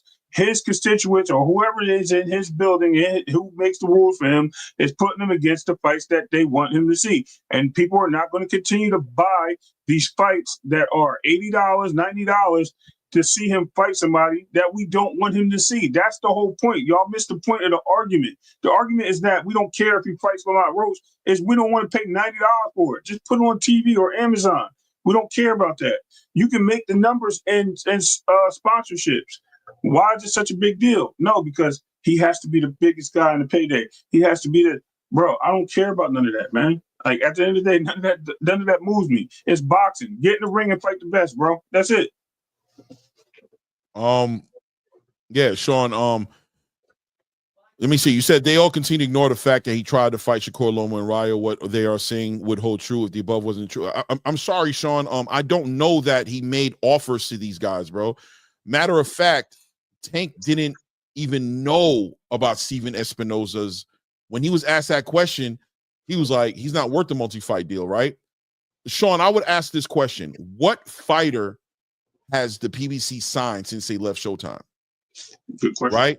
So, and why do I say that? That's an interesting question that I would like answered, is because I don't know that Shakur Stevenson was offered a Tank fight.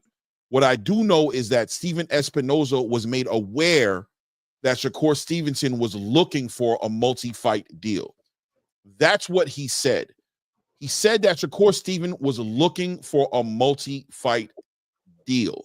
What that means, and then he said all they had to offer Shakur was a single fight deal.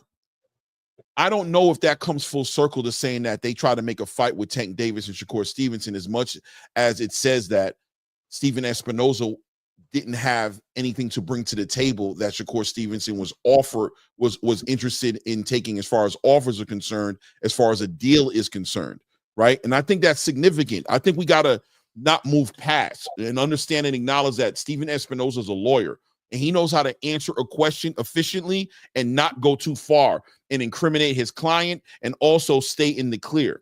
He's not being interviewed by like this professional super journalist who's just going to ask all the questions and line them up the right way. Steven Espinosa is an expert at his wordplay. What he said was Shakur Stevenson was in the market for a multi-fight deal, and that all they had to offer him was a single fight deal, right?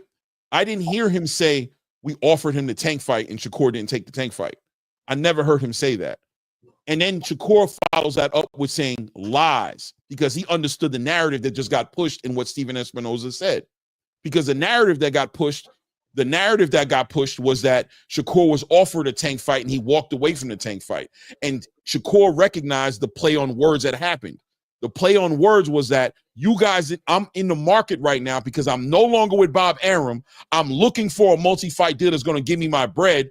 You're aware of what I'm looking for because I'm in the market with everybody. Most valuable player, a Matchroom, PBC, any company that's out there offering deals has an opportunity to offer me a deal. And all these companies, including the PBC, is aware of what terms I have on the table for a deal that I'm looking for. You've made up your mind. You made up your mind and said, I'm not going to even offer him this deal because he's not looking for this deal. He's looking for another deal that we're not offering. You combine that with the fact that the PBC hasn't signed no fighters since that Showtime deal. That means they can't offer nobody a multi-fight deal. They're only working with single one-off deals. So Shakur is like, look, I'm going to go with the deal that makes the most sense, which is the guy who's offering me a multiple fight deal, a partnership, and some of the biggest paydays I've ever had. He went with Matchroom. That doesn't mean that he turned down a deal to fight Tank. And with Rayo Venezuela, Rayo even confirmed it. Bro, they called me up, asked me about about my availability, asked me to come down to 135. I'm a 140 champion. I'm not going down there right now. I want to stay up here and defend my belt, and I don't want to do the whole weight thing, the whole going up 5 pounds, coming back 5 pounds. I'm not trying to do that. We just watched Jerome Boots Ennis do the same exact thing and turn away an opportunity to fight Virgil Ortiz because he didn't want to get caught up in the moving up in weight and coming down in weight thing. And as far as who's the other person you said, Lomachenko, yeah, he had back problems. I have my own personal speculation that I could put behind that, being that he came to the table to fight.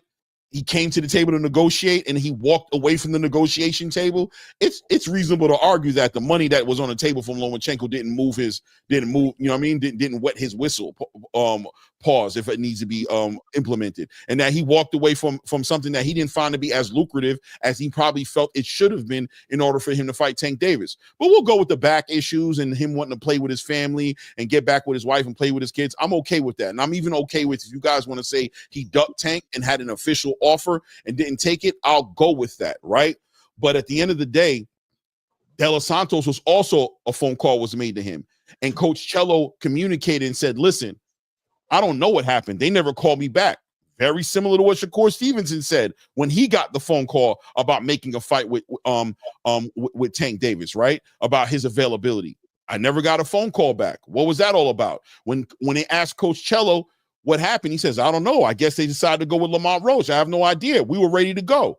So there's a lot of different angles and a lot of moving parts of this whole entire situation as far as painting it that Tank tried to make fights. I don't know that Tank tried to make fights. I still don't know to this day. I say the one fight he probably made was Lamont, being that they have that relationship. Maybe he made that fight, but I don't know if there were actual offers made to Shakur, Loma, and Rayo in that way to where they were turning down offers, where there was actually money on the table, actual opportunities for them to fight Tank that they walked away from. I don't know that to be the truth. You know what I'm saying? I don't know that to be the truth, but maybe, you never know, right? You never know, maybe. Now, I want to move the needle one more, and I'm going to open the panel up because I got to get out of here in like 15, 20 minutes. I got to go to my tax. I got to get my tax guy, to look over the tax things, right? But look, it's funny. So we're having this conversation about Tank Davis, and recently I just had an experience. I was on a content creators channel, a friend of this channel, and it just turned real, Tank fans just get so emotional, you know what I'm saying? And this dude got upset, say he don't like me. Said I was somebody's side bitch, you know what I'm saying? Got in his feelings about what? About nothing, right? About a conversation about boxing. And the Tank fans have really just, really had a hard time dealing with boxing fans, right? They've really had a hard time dealing with boxing fans. And at this point, I think it's official and fair to say that Tank fans have officially put boxing fans on notice. And yes, I've separated them. You know what I'm saying? That Tank fans have put boxing fans on notice that if you support boxing outside of Tank, that you might be a nut hugger, right? That you might be somebody who's just sweating everything else, and you should be all about Tank, right? Because outside of the Tank Davis business, they want to throw. Yeah, that's what they said, man. They you know who they talking about? They talking about because I'm sitting here co-hosting with Blue, right? They hate Blue worse than they hate me. So that's what the guy said. He got real upset. You know what I'm saying? I won't say his name or nothing like that. It got crazy. It was wild. You know what I mean? Which is why I really don't go on a lot of these content creator channels. I don't have time for that nonsense. It's just nonsense. What do I even say to that? We're on the internet. What do I even say to that? Anyway, that being said, the Tank fans that we're seeing today, right? And you guys know what I'm talking about. I'm not talking about the boxing fans who like Tank, like Sean does. You know what I mean? Like Sean Hill does. You know what I'm saying? I know he's a Tank fan, but I also know he's a straight up real pugilist. He's a real fan of the sport, right? I'm talking about these guys, right? Not these guys. Sorry, I'm talking about these guys. Okay. I'm talking about these fans. I'm talking about these fans right here, right? Y'all know who I'm talking about. I'm talking about these fans right here. You know what I'm saying? These fans right here who are supposedly boxing fans have turned this whole entire sport into some sort of drill music fantasy, right? To where boxing can't evolve, where boxing can't expand or get bigger than their one boxer. They have a hard time watching boxing from the lens of a broad spectrum, and they bring everything back to Tank, right? For example, when we spoke about in this particular conversation, when we spoke about Tank, about Shakur Stevenson not needing to fight Tank, right? And saying he wasn't going to chase Tank. What did the Tank fan bring up to me? Well, what about why is Shakur chasing around William Zepeda? So in other words, their argument to me was that what they were basically saying was, wow, he should be chasing around fighters. If he's going to chase around William Zepeda, he should be chasing around Tank. And they're insulted at the idea that he says he's not going to chase Tank around, that he's going to go ahead and have his career and that he doesn't need. So they were literally and legitimately insulted to the point to where I had to get cussed out, right? To the point when I went off the strength of me saying that Shakur is well within his right to say that he's willing to move forward based on the fact that Tank discredited the fight and said that Shakur did nothing to earn the fight. Combine that with the fact that Tank said he'd be retired by the end of 2025. Shakur saying that that's all good. I'm not going to chase him around. I don't need to fight Tank. They got that insulted and threw all types of rocks. Where are we at today, Ray, with this whole entire Tank fan versus the boxing fan versus somebody who sees any perspective outside of Tank? Where are we out today? Like, I got a better question for you. Will somebody ultimately get shot over Tank Davis? Conversation will ultimately happen at an event. Like, can this legitimately happen? Like, can we legitimately killed over this Tank issues, being that these guys, like these are the guys that are you know what I mean, send the Addy, that these are the guys right here who are Tank fans who don't want to hear nothing else, who are representing Tank to that point. Like, will these guys legitimately end up showing up outside your house when they spraying your house up? Could you be at a boxing event to watch boxing and end up running into these guys? Are they buying tickets? Are they in the building? Are they holding Tank down that way? Is that what it is? Let me know. Listen, man. Listen. The goon squad's in the building, Clay. At the end of the day, man, I don't want to disrespect nobody. I have some street ties in myself. You know what I mean? I'm not in the streets. I'm a grown man. I left that shit alone. But there's a time and a place, right? I think you in your history has some situations too. But at the end of the day, I never was like, yo, Floyd that dude, bro. Yo, shut up. Ain't nobody beating Floyd. Bro, I thought there was plenty of people that beat Floyd. I thought Floyd avoided people. I ain't gonna front. I like Floyd. Roy Jones, same way. Mike Tyson, same way. Vander Holyfield, same way. Sugar Ray Leonard, I ain't seen nobody beating him, but he lost, right? At the end of the day, I've seen the same thing. I was a fan. I mean, even Earl Spence, me and you talked about Bud and Earl, right? Right. Multiple times. I'm an Earl fan.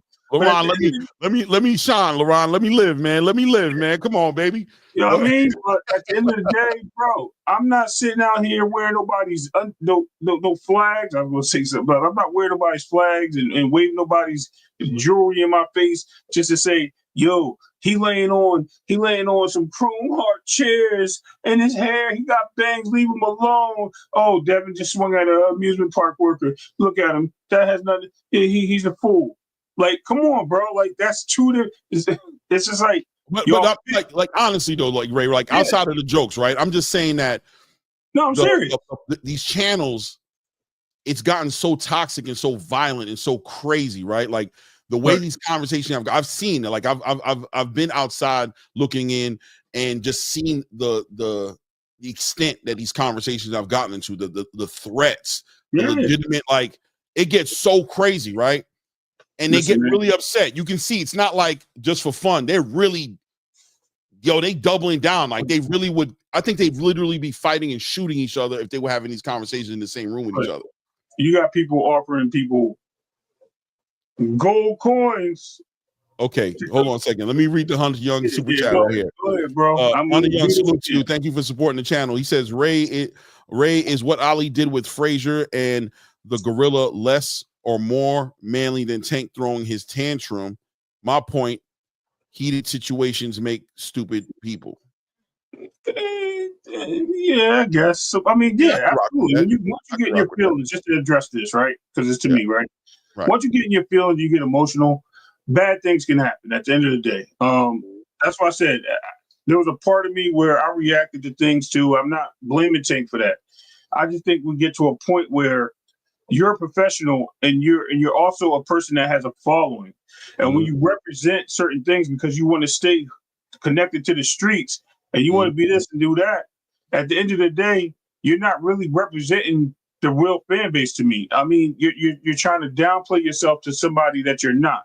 And that's where people get confused. It's the same thing with rappers right now, right? Rappers wanted to show everybody how gangster they were, but they would make $1 million off of us, the poor man, trying supporting them because we like the bars and how they wanted to be like Al Capone and how they wanted to be like Noriega and all these other people, Sosa and all these people they named themselves after. And we was rocking, yo, this dude crazy, right? But now we here and look at what we got.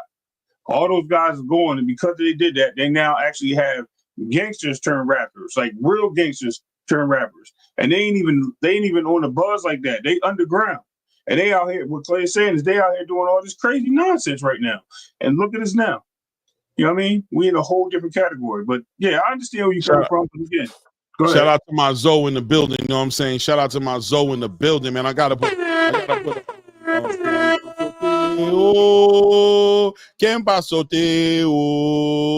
yeah, I gotta throw that up on here on one of the buttons, man. Shout out to him. He said they off the rocker, bro. They not fans, they bums. Man, listen, man, and shout out to Nine Fingers. He says you looking too deep, play. It's boxing. Well, that's my point, right? Nine Fingers. Shout out to Nine Fingers. That's my point. And I don't understand all of the tension and all of the deep root hated conversations that I hear over boxing. We sat here today and had a decent show, talked about multiple fighters, multiple things going on. And really just towards the end of this whole entire segment, are we bringing up Tank Davis and the fans, right? But you go on these platforms, and the whole 3-4 hours they're talking about one or two fighters, right? And they're getting in the most heated arguments, and people who are just being as open-minded as they can and sharing their opinions on what's happening in the boxing space are getting the worst threats, the worst insults. They're getting talked over. They're getting just swallowed up by this boxing space where conversation should be happening amongst adults, and we should be able to agree to disagree, and these conversations move forward. You don't see it on other platforms that aren't with the urban energy, right? And dare I say, people that look like us, right? Like, this is where you see that. This is what we represent. And I'm going to tell you guys, in my personal opinion, I believe these cells have destroyed and sucked out the energy of the boxing space that you say you love. Because when you just celebrate one fighter and you just downplay everybody else, when you tear down Devin Haney, you tear down Shakur Stevenson, you tear down Terrence Crawford, you tear down all these fighters, right? And you make it all about your one fighter, you hurt the whole sport of boxing, because it takes two to make a great fight. And when it becomes all about one person, what happens is you push these fighters to go look for other opportunities elsewhere, right? That's what you're seeing happening. You're seeing Shakur Stevenson leave the American space to go find the best fights. Terrence Crawford, same thing, right? Teofimo, same thing, right? You see all these fighters, they're leaving, and now the shots are getting thrown at them because what you're throwing in their face is that the value you didn't give them over here, them not being able to get the paydays that they want over here because you destroyed their whole entire reputation and you don't like them, you don't want to support them. Now that they've gone somewhere else to go and find that opportunity, now the new thing is let's throw shots at them for leaving to go find something somewhere else. Yep. Right? So it's hypocritical, and I see it happening throughout the space, and I see how Turki Alalshikh gets the attention and the love that he gets because he's here literally trying to push the sport up and see the best fight the best, right? So he's putting his resources towards that. But the reason that this pimp is able to come on the block and get at your hoes is because you ain't treating your hoes right? You beating your hoes up. You throwing shots at your hoes. You doing all these different things, and now you mad that your hoes is across the street. So, in the words of a great pimp back in the day, don't hate the player, gang, hate the game. You know what I'm saying? Don't hate the player. It is what it is. I know 2 cents. 2 cents. I know about I know about like the other sports for sure. That's definitely happening. You know what I'm saying? But I think it's toxic, man. And I think, look, if you guys really want to make an argument as to why Terrence Crawford and Shakur Stevenson and all these fighters shouldn't be over where they at, then take the time to celebrate them more. Take the time to respect them for what they do, putting their life on the line in there. Go ahead and take the time to stop breaking them down. Recognize the toxic energy you're putting out there and how these fighters look at you now. When Shakur's in an interview, he'll tell you in 2 seconds. These fans don't know nothing about boxing. They don't support me. They want to tear me down. I make a mistake or I have a bad night. They want to throw me away. They only want to celebrate that one fighter. So obviously, when Devin Haney's getting treated like this, but he goes to have an open workout after coming off of a loss like Ryan Garcia, but packs out a gym with a bunch of people who are celebrating him, why in the hell wouldn't he want to go over in there? Compound that with the fact that he's getting being offered the biggest bag of money to make these fights happen. So think about that. Celebrate the sport. Stop tearing these fighters down. It's okay to say Devin Haney is going to lose against this fighter, but whatever Bill Haney's doing to push his fighter, to push his son, whatever these guys are doing to make these fights happening, what do you care? Right. It's gone too far, man. I want to open up the panel real quick. I got 10 minutes, bro. I'm not even playing. If somebody wants to come up here real quick, I got to go. I got a 5 o'clock appointment. I'm not playing about it. And I'm dead ass going to cut this off in about 5-10 minutes and leave. I'm not caring. So, right. I'm just being honest with you guys, but this is traditional on this channel. We open up the platform for people to come up here and share their opinions. There's the link right there. If you want to hit the link and build right quick, share your 2 cents. I'm here for it. Otherwise, the music is going to start playing. The logos is going to start popping up, and I'm going to dip out and go handle my business. So let me know what's on your mind. There we go. 2 cents in the building.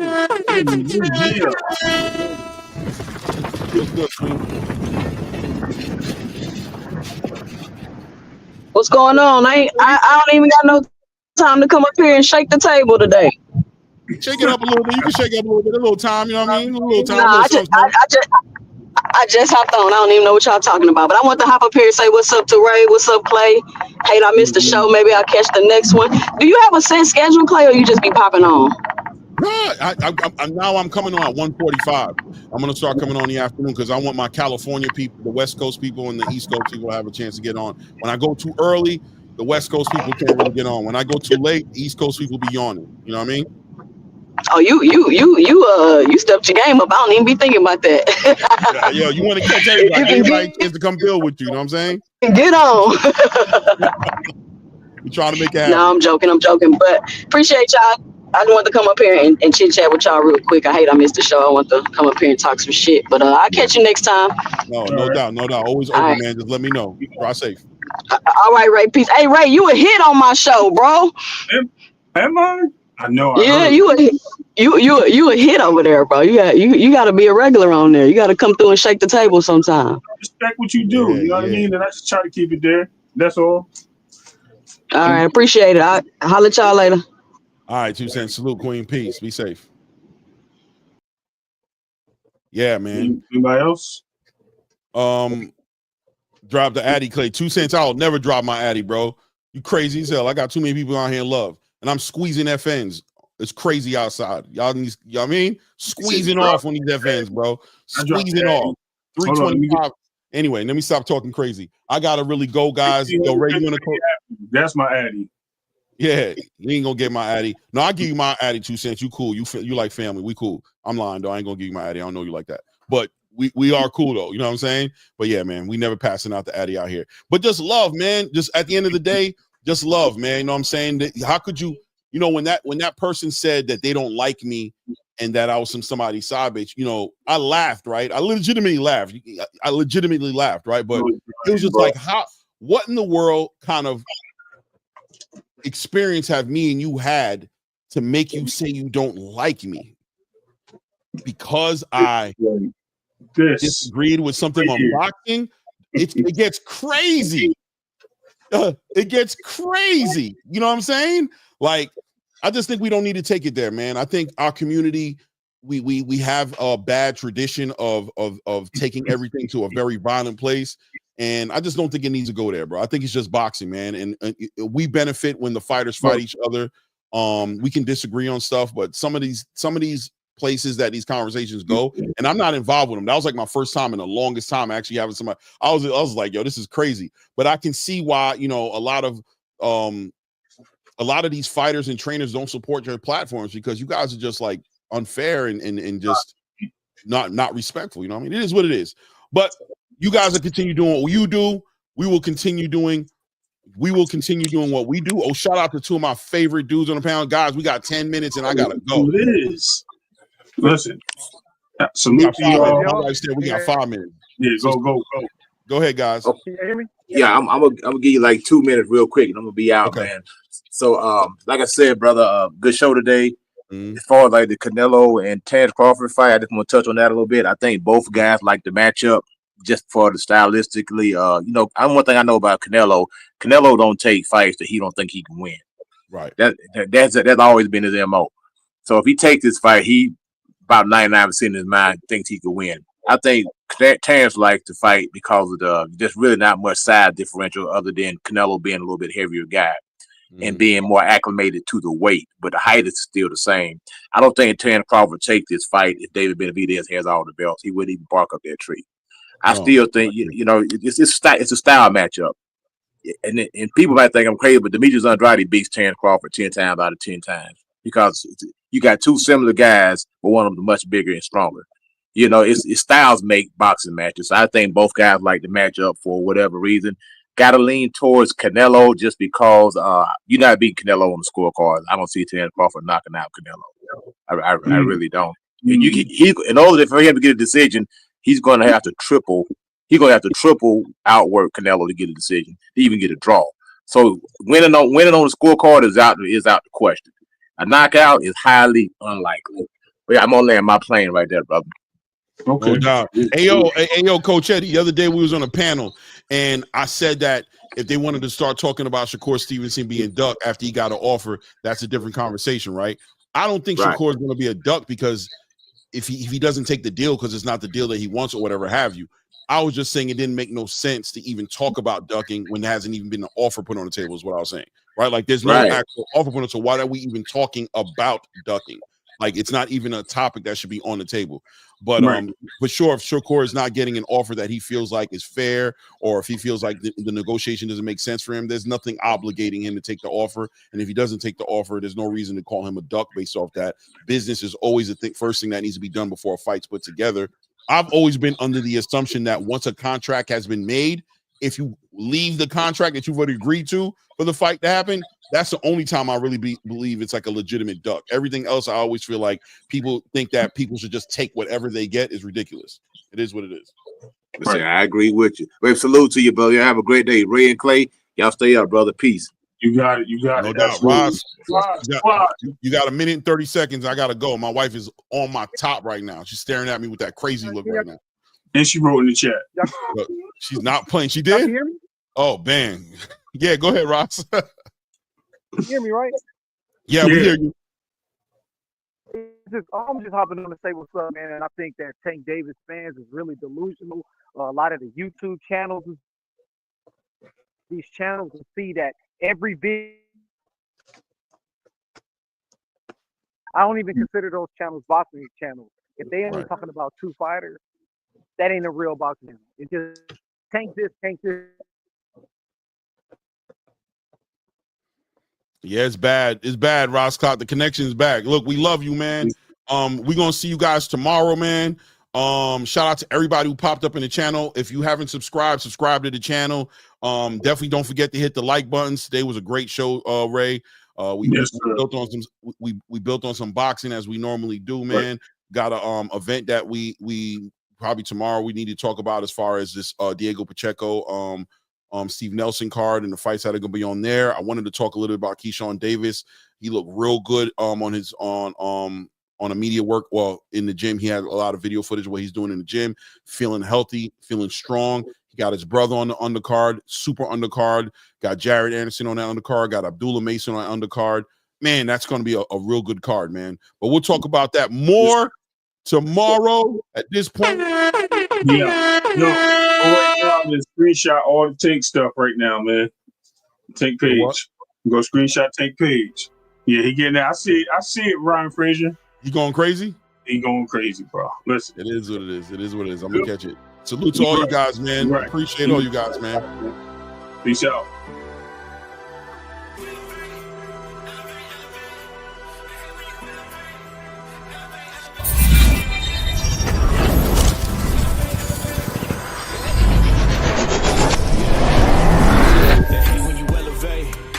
Of losses, I'm handing them out, yeah, I had to go delegate. It feel like I'm floating, I'm lost in the moment, I swear I could levitate. They never believed that I would really fly, I had to go demonstrate. I had to set them straight. They hate when you elevate, elevate, elevate. They hate when you elevate, elevate, elevate. Yeah, they hate when you elevate, elevate, elevate. They hate when you elevate, yeah. I had to elevate. I'm way too fly, yeah, I'm feeling myself. Ain't no chance I'm coming down, no. Got a soul view to myself, yeah. Why would I give it up? Why do they wanna come take my place? I work too hard for it, don't need a replacement. This my vocation, now I got rollies all in rotation. Hop on a jet just to take a vacation. Remember the moments was trapped in the basement. Now the hard work is all taking me places. Squatting all black like we trapped in the matrix. Bet on myself and go ball out in Vegas. Living a life like I'm rich and I'm famous. Don't see the grind that I know that it